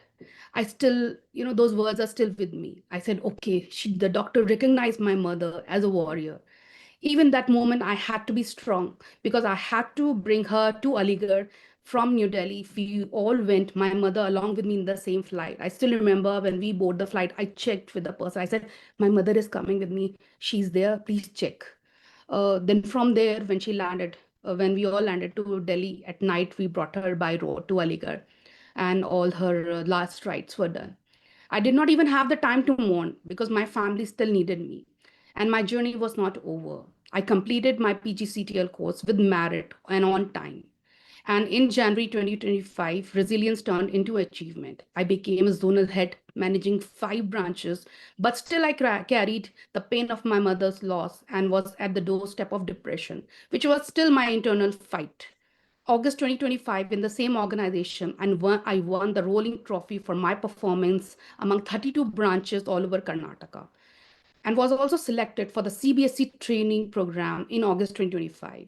I became the master trainer for South, started capacity building workshops and training for teachers and leaders of prestigious schools like Delhi Public School, MVJ Institute, etc. In December, I achieved my dream job, became the principal of a prestigious institute, Bangalore International High School. Today, I stand here with one realization that inside of every woman, there is an iron lady waiting to rise. And the warrior inside me is a gift of my mother who gave me to fight, never giving up. Thank you so much. Wow, wow, such a wonderful story, full of empathy, full of resilience. Ladies and gentlemen, as we all know that empathy helps us understand others, care gives warmth, and resilience reminds us that even when we are cracked, we can still hold something valuable. And today, we all have witnessed the story of resilience, the story of care and empathy. Just now, it was narrated by the Iron Lady. Put your hands together and give a big round of applause, ladies and gentlemen, because this was a real story we all have heard just now. Thank you very much for sharing with us.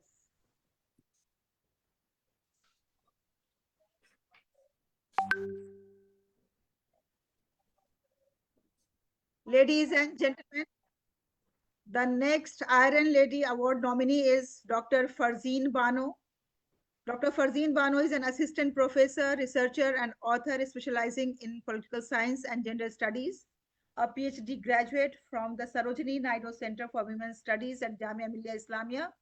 Her work focuses on women prisoners, rehabilitation, gender justice, and empowering marginalized communities through education and research.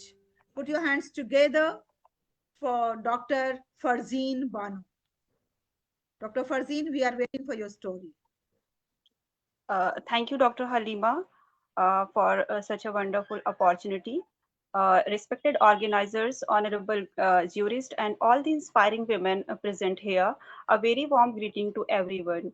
I, Dr. Farzeen, and my journey started from a small village where girls were usually not allowed to go outside the home freely. In such an environment, dreaming about higher education was not easy for a girl. I studied in Hindi medium, so when I moved to Delhi for higher education, everything felt very challenging. The language was different, the environment was new, and sometimes I felt that maybe I was not good enough. But slowly I realized that hard work and determination are stronger than any language barrier. During my academic journey, I also got the opportunity to visit the University of Edinburgh for education purposes.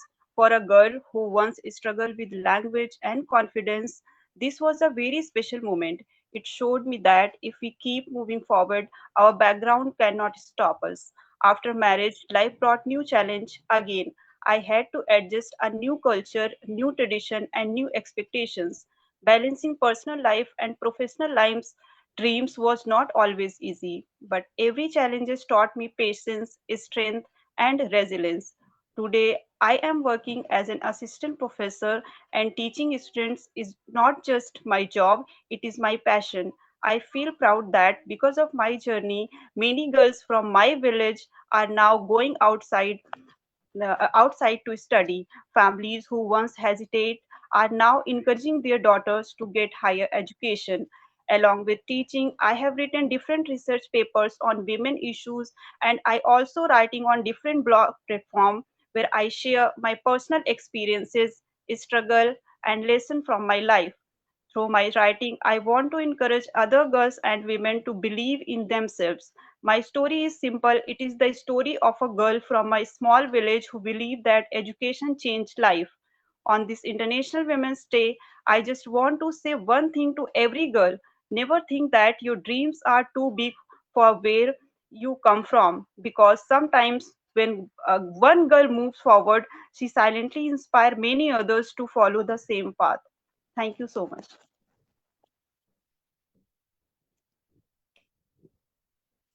Thank you very much.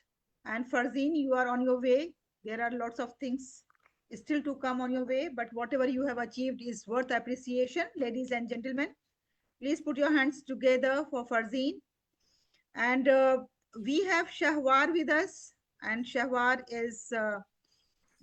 was the first presenter, but since she has been invited as a chief guest for some of the functions, she couldn't present.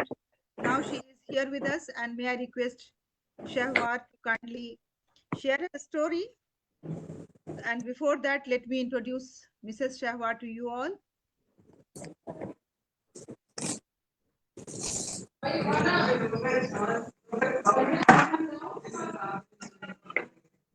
So ladies and gentlemen, Shahwar Sohrat is a dynamic leader, entrepreneur, and change maker, championing gender equality and social impact, founder of WAOW Foundation and India Talent Treasure Trust. She empowers women, artisans, and marginalized communities. Over to you, Shahwar. We would like to listen more about you, and we would love to have your story here. Shahwar Sohrat. Thank you. I would like to wish everyone very happy International Women's Day, to all the beautiful women warriors around here in this um, group. Thank you so much, Doctor, for giving me this opportunity, making me part of each other's journey, and connecting me with such amazing, wonderful women. I've been really impressed by everyone. Um, if I talk about my journey, I would say that I am a girl from a small town in India. Then spent most of the time during my studies in Smart City, Aligarh, studied from here. From NIF New Delhi, and I after that worked for corporate for about 8 to 10 years, and then I started my own business. I am actually now a serial entrepreneur. I did business from hospitality to events to home decor products, and after having a lot of achievements and accomplishment, I've every time whichever role I've been placed into, I worked with passion, courage, and then I realized that it's not about working for your own self. I had an opportunity to live in Nairobi in Kenya for more than 10 years, where I realized that while volunteering for the biggest slum of the world, Kibera, I realized that life is not about us. Life is more about that how we contribute in making the difference in other people's life. From there, my journey of social work as a social activist started. I thought I should, contribute in the best possible manner. Then I started working with Wiki, with Women Innovator. With I have, national roles in different organizations. Then I registered my own trust. I'm a founder trustee of World Association of Women Warriors, which is a global organization. We are already working in 15 countries and already have made impact on the life of 5,000 plus women. We are supporting the small business owners, who are especially the women who are working from home, who doesn't have a platform to grow. And through our organization, wow, we are able to connect them with the mentors.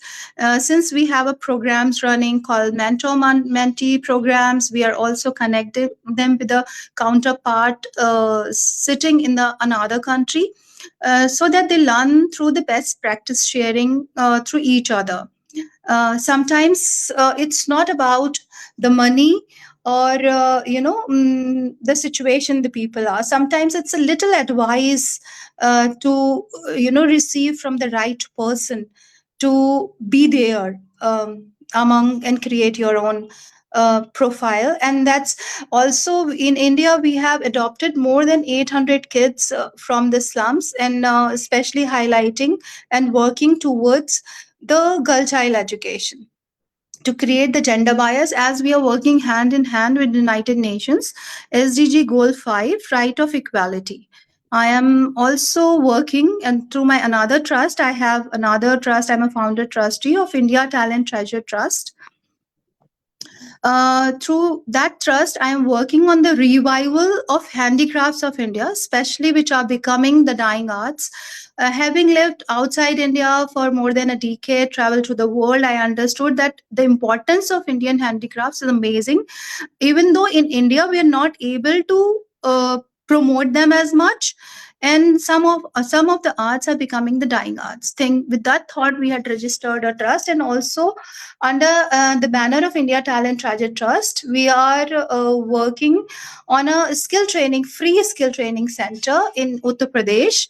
The name of the center is Pehchan, and the tagline is Pehchan se Parwas tak. So, from creating your own identity till you fly high up in the sky, open your wings, we are there with them. And we have already made an impact. It's only not even more than 6 months that we had opened this session, wherein we are providing not only the free training on different skills, but also providing the raw material, because the women who are coming over there are coming from the grassroots. Most of them are the widow, some of them are also the orphans. Sorry. Thank you, Shilpa. For your lovely story, because we have 2 minutes time for all the Yeah, is my time? nominees. Yes, yes. Thank you very much for your lovely story. Oh, that's, yeah, that, yeah. Yeah, okay. Yeah, okay. Thank you for giving me this opportunity today. Thank you. Actually, all the nominees will get 1 hour time on our special show that is called On Cloud 9 with Dr. Haleema Sadia. So please be ready. We will be sharing the timeline for that. And if you have time, you want to share your full story for 1 hour, then we will provide you that opportunity after this program. But since we have very limited time, I request everybody to kindly adhere to the time of 2 minutes. So ladies and Yeah, gentlemen. so I understand. I understand. I just wanted to add a line that I've been recognized as one of the 100 global influencers across the globe from the EYS magazine. And whosoever want to learn more about me can put my name on Google and they will get more information. That what all I'm doing. Thank you so much. Wonderful, wonderful, Shava. Thank you very much for sharing this information. Thank you.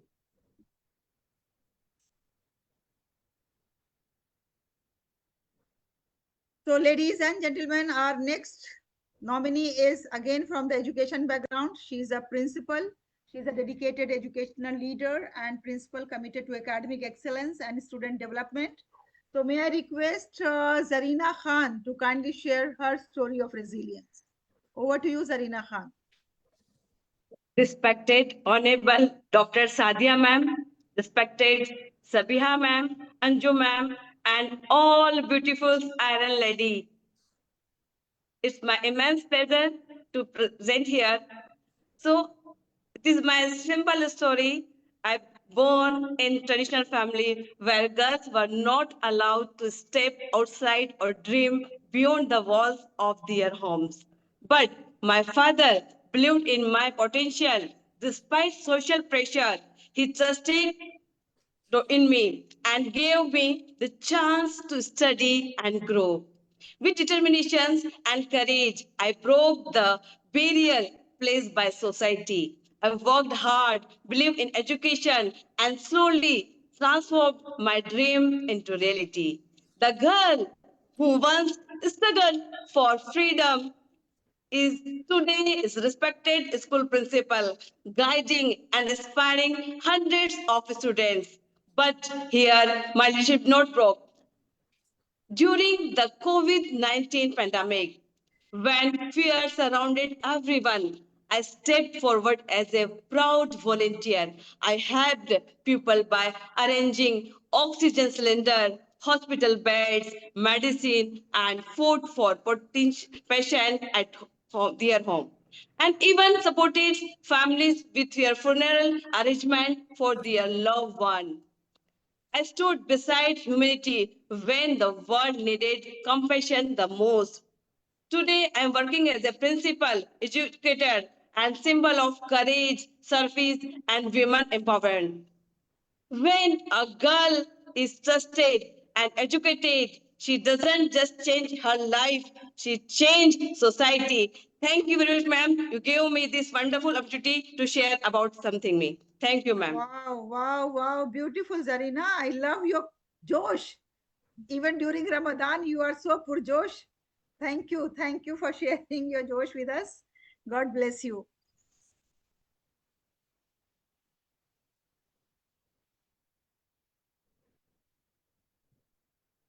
So, ladies and gentlemen, our next nominee is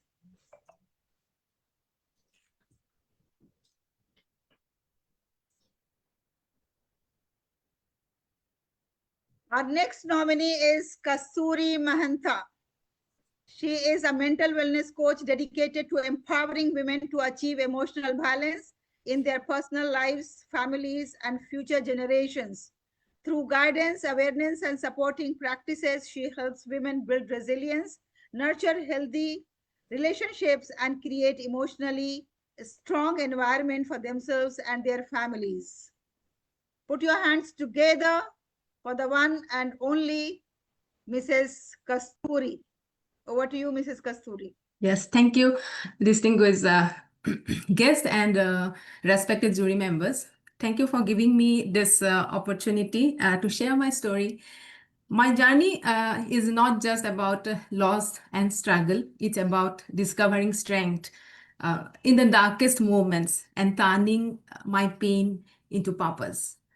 So I was born in a very small town from Assam, the northeastern part of India. So in a very simple and loving family. I got married like other most young women at the age of 22 with lots of dream inside to build a beautiful life. But life had different plans for me. On the day of my wedding, my father slipped into a coma, and leaving my home on that day was one of the most painful moments of my life. After 3 years, my husband got diagnosis with leukemia. With 1 year old my son in my arms, we traveled for different places for his treatment. Within these 8 months, we lost our jobs and also lost all our savings. So after losing my father, I also lost my husband. That moment was one of the biggest devastating situation for me, and my emotional world shook like anything. But life had to continue. With my little child, I continued to work. I worked for around 16 years in a corporate sector, but my emotional pain was still there. The same grief, the same insecurity, the same fear for future. Mm, Still, I continued with my little son. But after 10 years, I have been introduced to the field of healing and the self transformation, self growth. And from that point of time, I gathered my courage to heal myself. And today, I am working as a mental wellness coach, as because I left my job 3 years back, and my heart was actually that time my heart was calling for some deeper and something deeper and something more powerful purpose. That's why I started as a mental wellness coach, and I'm helping each and every woman who silently carries the emotional pain that I carried at that period of time. And alongside, I nurtured my son, and he's now doing his engineering, and this is really is a pride moment for me. And again, I taught one powerful lesson from my life, that is, pain can break you, and pain can also transform you too. The choice is yours. So this is my journey, and thank you for listening to my journey, and miles to go before I sleep. So thank you so much, and wishing you all a very happy Women's Day. Thank you so much. Wow, it's so touchy. It's so touchy. You know, it is really the story of resilience. How you have come out of those traumas, and especially when you were mentioning about your father, I can resonate with my story because my father just passed away on 23rd January after struggling with cancer for 9 months, and we can understand the pain. God bless you and give you many more courage. Kasturi, we all are with you. We, the ladies, are here to help each other, support each other, and provide courage to each other. Thank you very much.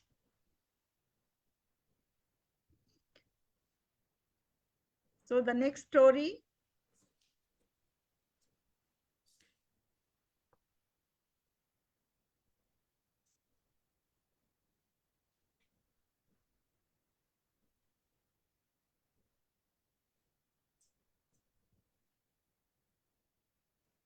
The next Iron Lady Award nominee is Samapita Naik. She's a psychology researcher and mental health advocate, currently pursuing her PhD in psychology. She is the co-founder of YOUR Confident, a mental health service provider based in Cuttack, Odisha, dedicated to promoting psychological well-being, awareness, and accessible mental health support. Over to you, uh, Samarpita Naik, over to you. We are keen to listen to your story.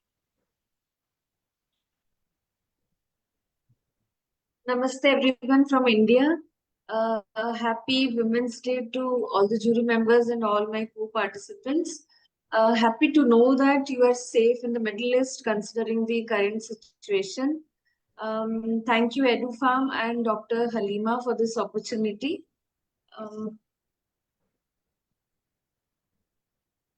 I would like to start with something like this.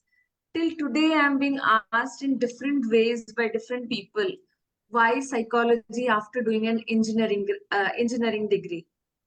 Well, when I started out in shifting from engineering to counseling psychology, I would deliberately avoid saying about my basic degree with a fear that people might judge me. And I also had a sense of guilt of wasting my parents' money. But with time, I think I've learned in taking pride in what I do now. In 2020, I remember sitting quietly thinking about the content to be included in my visiting card is when I was struck with this beautiful line. Talk to your confidant. And thus your confidant was born in the mind, and it became a reality in 2021. It is a women-led organization with a team of more than 15. I started this with my fellow psychologists in the context of India in the state of Odisha, where mental health is rarely talked about. We are still struggling a lot in the state where when it comes to mental health. But with the vision to expand it to the world, later I was joined by my co-founder from Delhi. We offer psychotherapy, psychiatric consultation, training for mental health professionals, and we conduct awareness programs as well through our uh, series of Know Your Mind and Speak Your Mind. And slowly we are getting into the field of research in my field of mental health. Last year we registered this is the child Your Confidant, and last year we registered the parent organization named as Your Foundation, and of which I am one of the directors. Under which we have this mental health unit of Your Confidant, and we are planning to come up with a school, and we have registered a sports unit as well called as Your Sport. And I would like to conclude this by saying that once there was a time where I was contemplating suicide due to confusion in my marriage, and marriage at a very young age, and with failed relationships, failure in the career, to recovering and changing my career, pursuing the doctorate degree, to building a team of more than 15, and now a travel content creator as well, and a casual crooner. It was not easy, but it was quite an experience. Thank you so much for listening me out, and thank you for the opportunity. Thank you.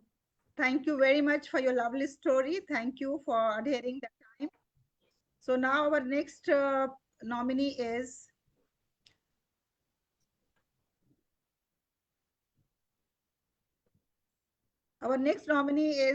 Shabana Begum.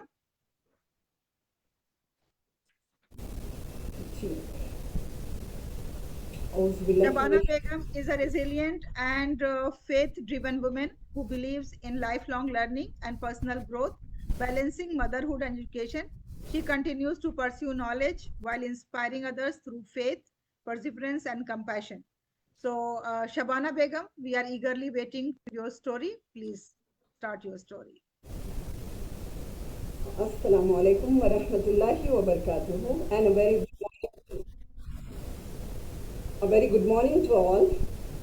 Today I stand before you not just as an individual, but as a woman who believes that strength is not about never falling, but about rising every time we fall. My name is Shabana from India. I am a master's student in Islamic Studies from Jamia Hamdard University, a researcher in the education sector a mother, and someone who believes that faith, patience, and knowledge are the greatest sources of power.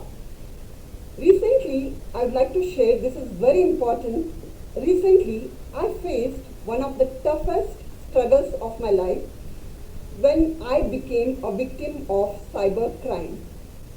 In that fraud, I lost almost everything, my house, my gold, and my savings. But one thing I never lost was hope and faith in Allah.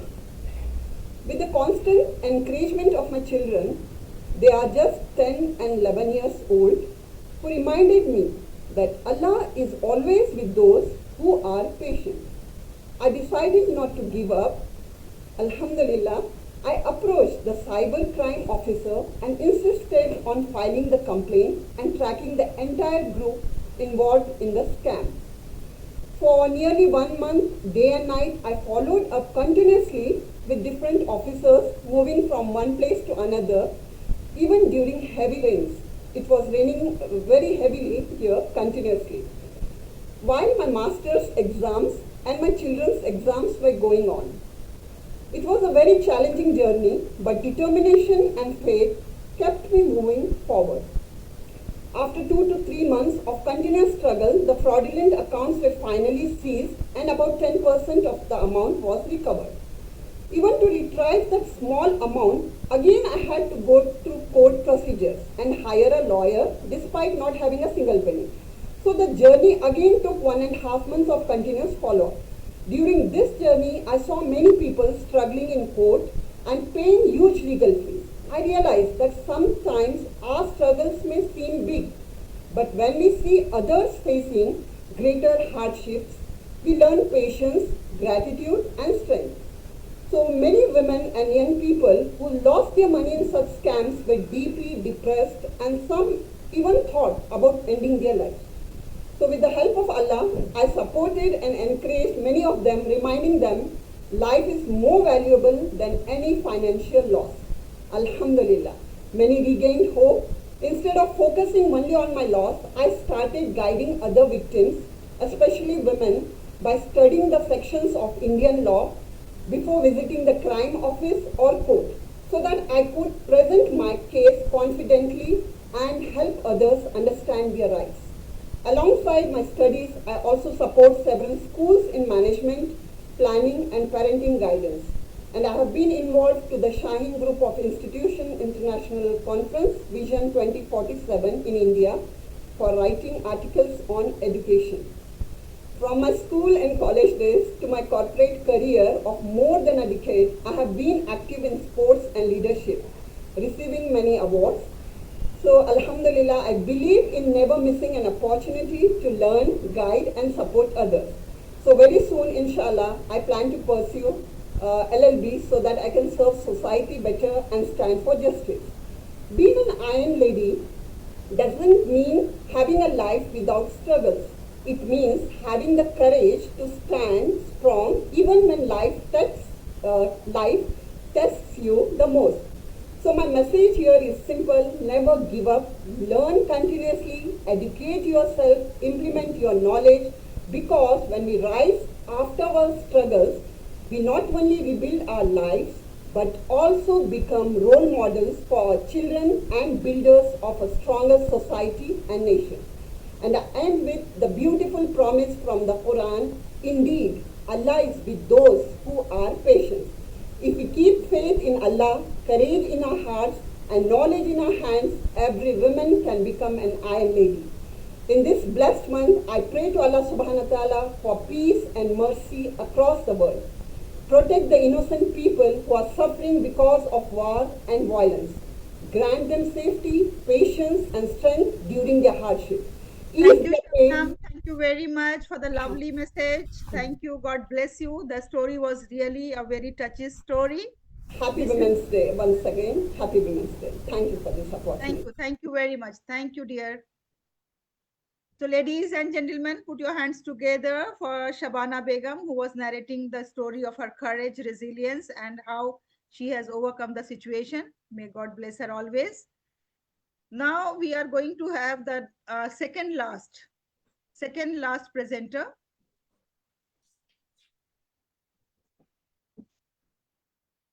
Ladies and gentlemen, we have the Iron Lady Award nominee Isha Qureshi. She is a dedicated professional contributing to both environmental advocacy and corporate leadership. An active member of Clean Maldives NGO since 2019, an HR leader at Asia Forwarding Private Limited. She champions sustainability, employee engagement, and community-driven initiative across the Maldives. Over to you, Aishat Hamiz. We are keen to listen to your story. Please unmute yourself. Please unmute yourself. Okay. Hi, good afternoon, everyone. Assalamu alaikum. Happy Women's Day for all the members in this group. I would like to begin by expressing my sincere gratitude to the organization for nominating me for the Iron Lady Award. It is truly a privilege to be considered for the recognition.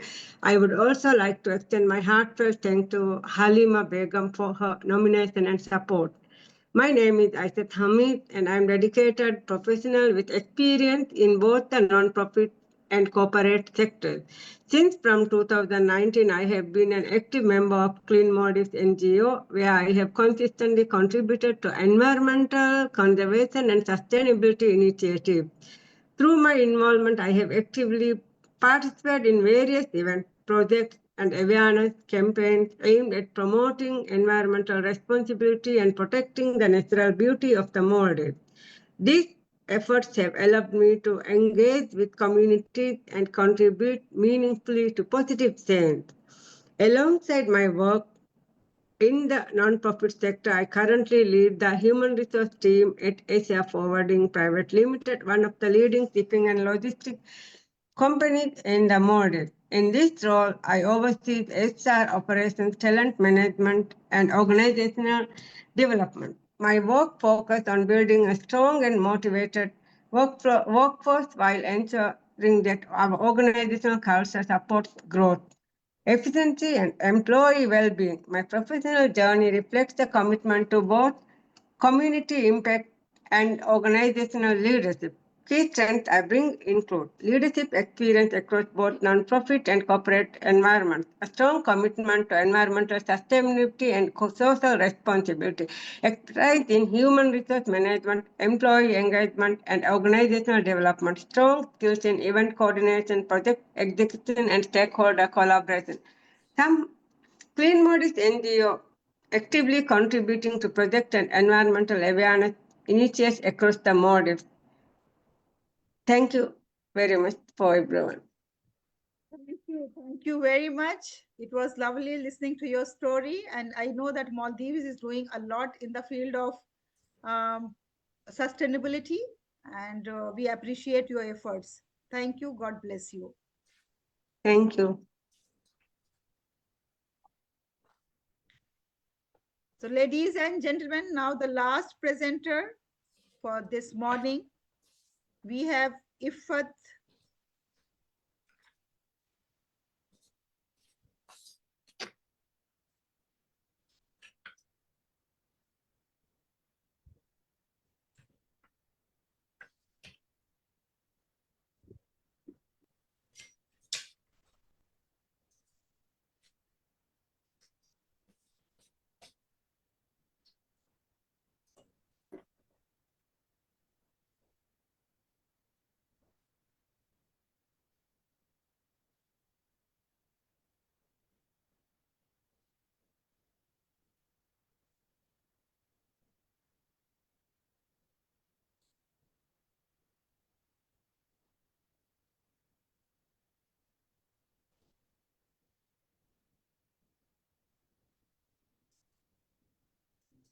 So, Ifat Begum, we are very much keen to listen to your story.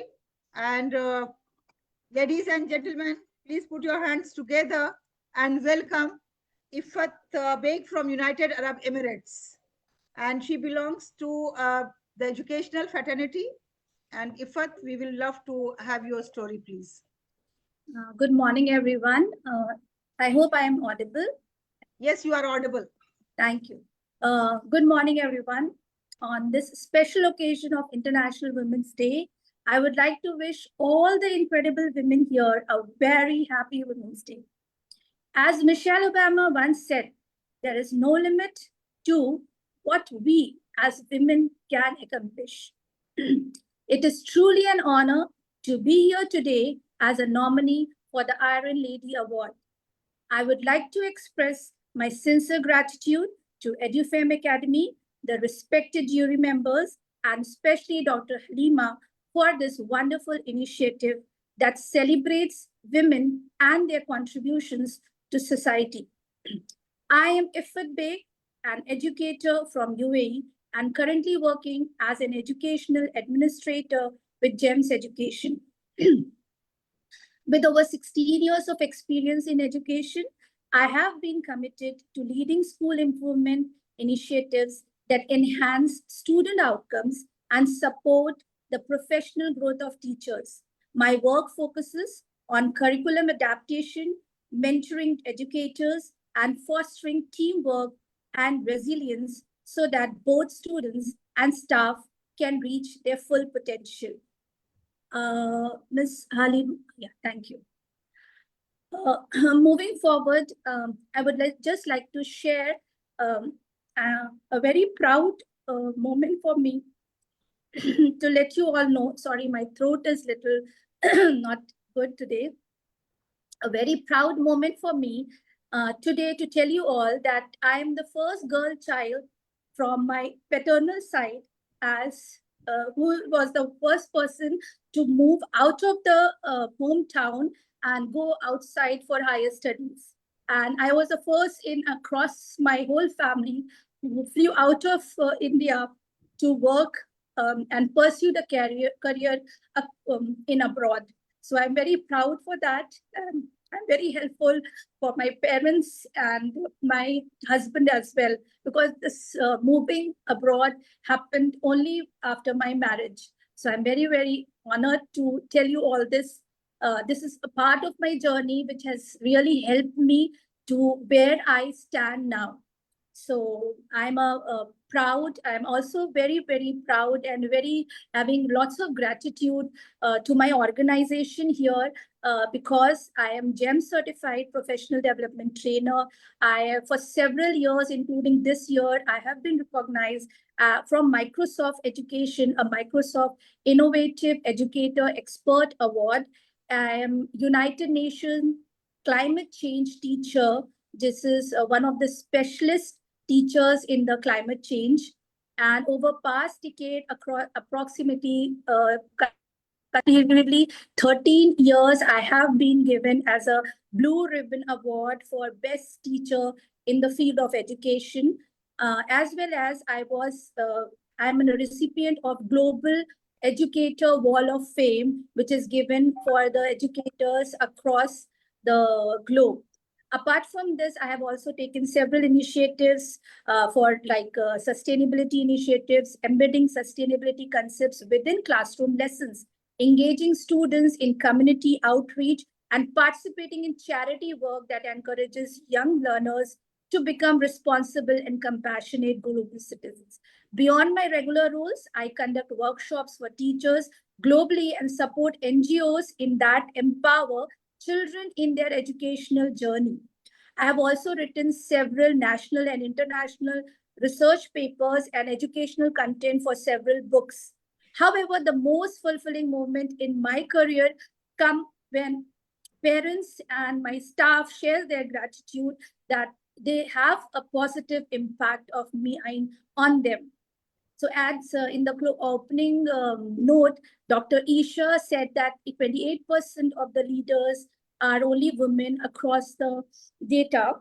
So I would like to add on that in my leadership role, I have constructed or I have created more than a dozen of leaders under my leadership. And this gives me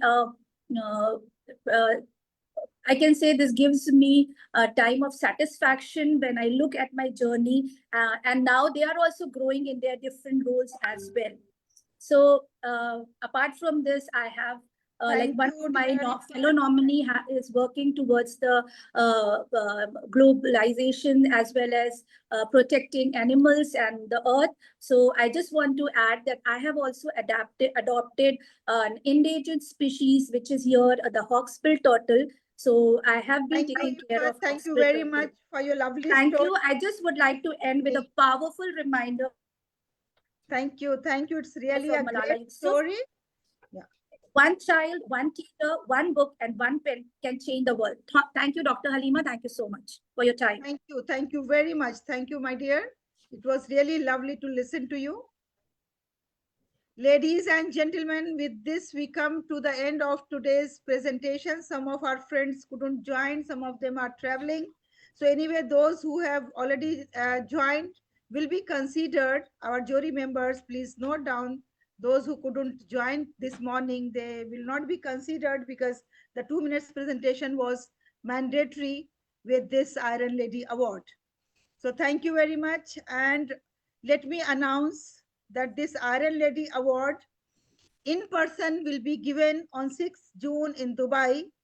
Those who can make it, you are most welcome. You please join us in Dubai. For the details, you can contact me. And those who won't be able to join and they qualify for the Iron Lady Award, their virtual award will be presented uh, in the like coming time.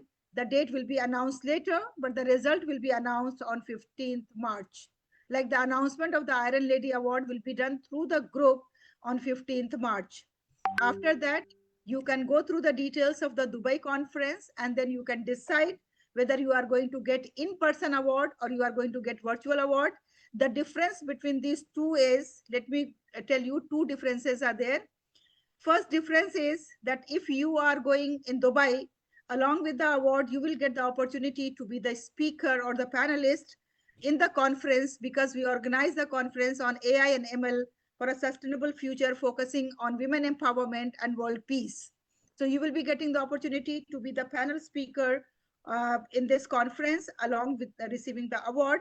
And second difference is that you will receive a trophy and a certificate in person through some chief guest, some sheikh that we are going to invite over there. You will receive the award. And if you are not opting for that option, then you will be receiving an e-certificate that will be saying the award conferred to you, and that will be given to you by EduFam International Academy, United Arab Emirates. That will be sent in the PDF form to your emails. So this is the basic difference. It's up to you, whatever mode you want to join. You please join us, and please wait for the announcement of the Iron Ladies. Congratulations to each one of you, those who have joined today.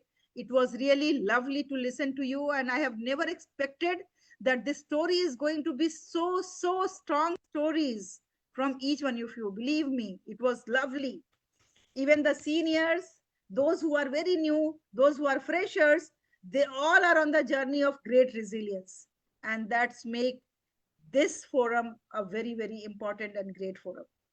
So our one of the jury member, I think Uzma Appa is still there, Madam Uzma, and Madam or rest others, we are going to give them the videos that we have recorded so that they can go through the video again and they can see your story, they can see your confidence, they can see your courage and resilience, and they can give, they can decide. So as my judgment, everybody is an Iron Lady. Believe me, the stories that I have heard, everybody is an Iron Lady. But let's see. Now this forum will be open for 5 minutes. If you have to share. Okay, Sabiha madam is also here. So yes, Sabiha madam, we will provide you with the videos so that you can go through and then you can decide and let us advise us what to do. So 5 minutes more we have. If you have any questions, any queries, please go ahead. Or Dr. Saman is waiting since morning. She has not spoken. So Dr. Saman can also share a few things. Yes, Dr. Saman. Yeah, thank you so much. Thank you so much, Dr. Haleema Sadia. And I have been hearing all the ladies since morning. And believe me, each and every story was so inspiring, so inspiring. And I really, I feel blessed to celebrate the Women's Day in this manner. And all of you deserve. Yesterday I was speaking to a few of my friends whom I asked to nominate themselves for this Iron Lady Award. So I was saying that in my opinion, I think every woman deserves an Iron Lady Award. Every woman, the kind of struggle she goes in life, and on each and every front, maybe in her household work or in their professional work, uh, on each and every platform there is a different kind of struggle. And I believe that only as women we can understand that feeling. Nobody else can. So this is the sisterhood which we should. And one more important thing is that yes, raising, if a woman has risen up to a position, so it's more important that she helps other women to rise. And that's what exactly Dr. Haleema Sadia is doing. I know her personally, I know her professionally, I know her struggles. And from the place where she belongs, which Dr. Sadia also mentioned, that it's very important that the place where you have reached, it's more important that from where you actually belong. So yes, fortunately, both of us belong to the same place. And so she is doing a wonderful job. She is really helping so many women to rise, and she's giving platform to create their identity. So congratulations to each and every one of you. And yes, hope for the best. Inshallah, you all of you will be getting, or whatever. Even if you don't get it, so you already deserve. You all are Iron Lady, and we all are Iron Ladies. So thank you so much. Thank you so much, everyone. And thank you, Dr. Haleema Sadia, and all our respected jury members and all the participants. Thanks. Thank you. Thank you. With this, can we have a group photograph with all the hearts around us?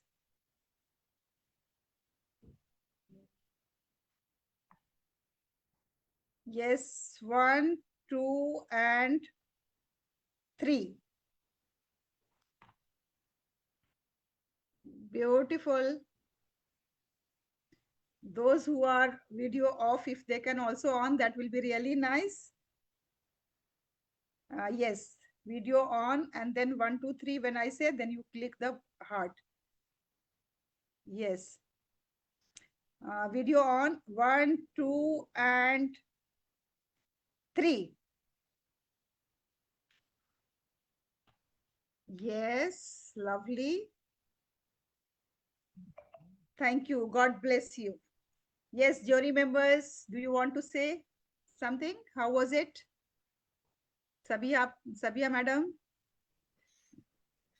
It was really, really, I was listening to each story and I got so stunned by those stories, you know. For me, everyone is the winner, everyone, because they have struggled a lot and they have made their own identity, their own place in the society, and the change they have brought in the lives of women and the community.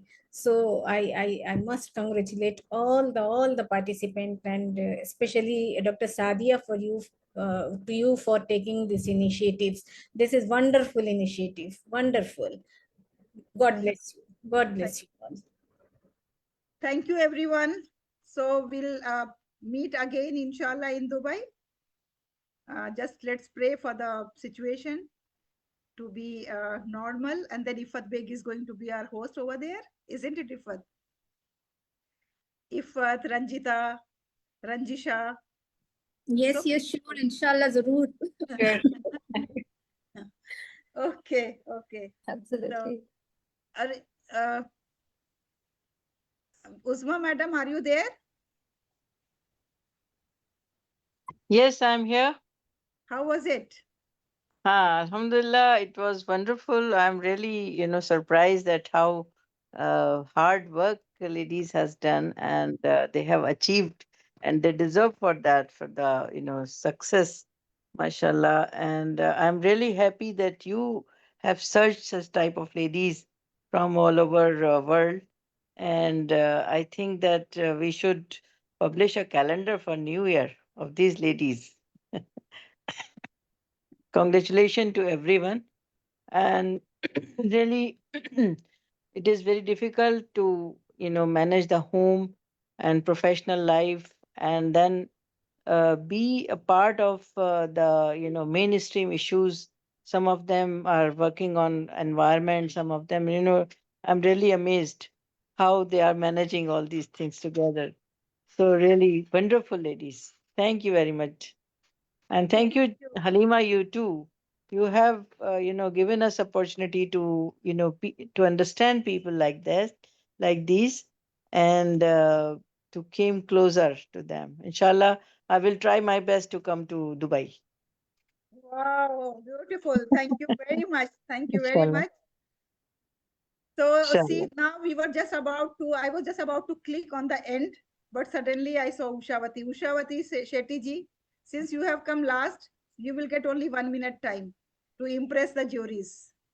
Go ahead, please. Thank you very much, Haleema ma'am, for waiting for me. To all the wonderful people who are here, a very, very happy International Women's Day. And I truly believe that Women's Day is not only one single day that we have to celebrate. Every single day that we are here, we are supposed to be celebrating Women's Day. And we should not be waiting for anyone else to celebrate. We should celebrate our lives on our own. I think loving our own self and self love is very important, because you know what, I'm from India. Namaste from India. And right from our childhood, we have been taught that you have to take care of others. You have to make sure that you are responsible for others' happiness. But somewhere in the process of taking care of others, people start tending to take themselves for granted. And in the process, they do so much of sacrifices. The kind of sacrifice or love they are showering on others, sometimes taking some time for your own self, they start feeling guilty. So I would send a strong message to all the women, whoever are watching across the globe. Start by loving your own self, because you cannot actually fill somebody else's empty pail if your own pail is empty. So hats off to all the ladies who are doing wonders in the respective field that they are in. My apologies, I have joined in late, but then there are a lot of other work that we have been doing here in the field of women empowerment. And I'm very happy and glad to be a part of this platform which Halima ma'am has put forward. And Halima ma'am, you don't know, in your own sweet way, you are actually giving a lot of wings to a lot of women who already have the wings, but they have forgotten how to fly. So I would like to quote that bumblebee theory. Every scientist has tried to figure out how that bumblebee is able to fly. Every scientific research will show you that the weight of the bumblebee and the size of the bumblebee's wing does not allow it to fly. But then the bumblebee does not listen to anyone. He believes in himself, and he is the one who is traveling the world with the little wings that he has, and each one have got beautiful wings with us. Just identify those wings, and there are people like Haleema Sadia ma'am who are there to give that wind beneath your wings. Just find the right direction, find your goal, keep your passion alive, and do wonders in your Dr. respective Ushavati field. ji, Dr. Ushavati ji, 30 seconds you tell that why you are an iron lady. Just justify. Just 30 seconds. Being in the field of education for the past 25 years, I've been able to impact lakhs of students, grown in the career from being a teacher to the supervisor to the vice principal to the campus head, and now the founder director for C4 Synergy, working with the government for Quality Council of India, trying to improve the teaching learning process. Being field of education not as a chance, but by choice. It is my profession that I have taken this up, and main aim is to make sure that education of caste, creed, or the financial background that they are having. And that can only be strengthened if we have strong teachers. So teacher empowerment is something that is very important. Student development is very important, and women empowerment is very important. And yes, if we have to live in a beautiful world, we need to have a wonderful society, wonderful environment, working towards environment as well. So all these fields, all these angles, I am very actively involved. And thank you, Sadia ma'am. Wonderful opportunity. Sorry for being late and thank you for this opportunity. Thank you. Thank Namaskar you, from India. everyone. Thank Thank you. you. Love you all. Thank you. Take care. God bless you. Thank you. Thank you. Everyone. Don't forget to see the notification in the group on 15th of March. Thank you very much. Thank you very much, ma'am. And for the Happy International Women's Day to all here, and I'm sure it is not one single day that we celebrate. Every day is our day. Sure, Thank you. sure. Yes. Happy Women's Day to all once again. To be on cloud 9 with Dr. Haleema Sadia, WhatsApp me. I have already given my WhatsApp number. Thank you. Take care. Bye-bye.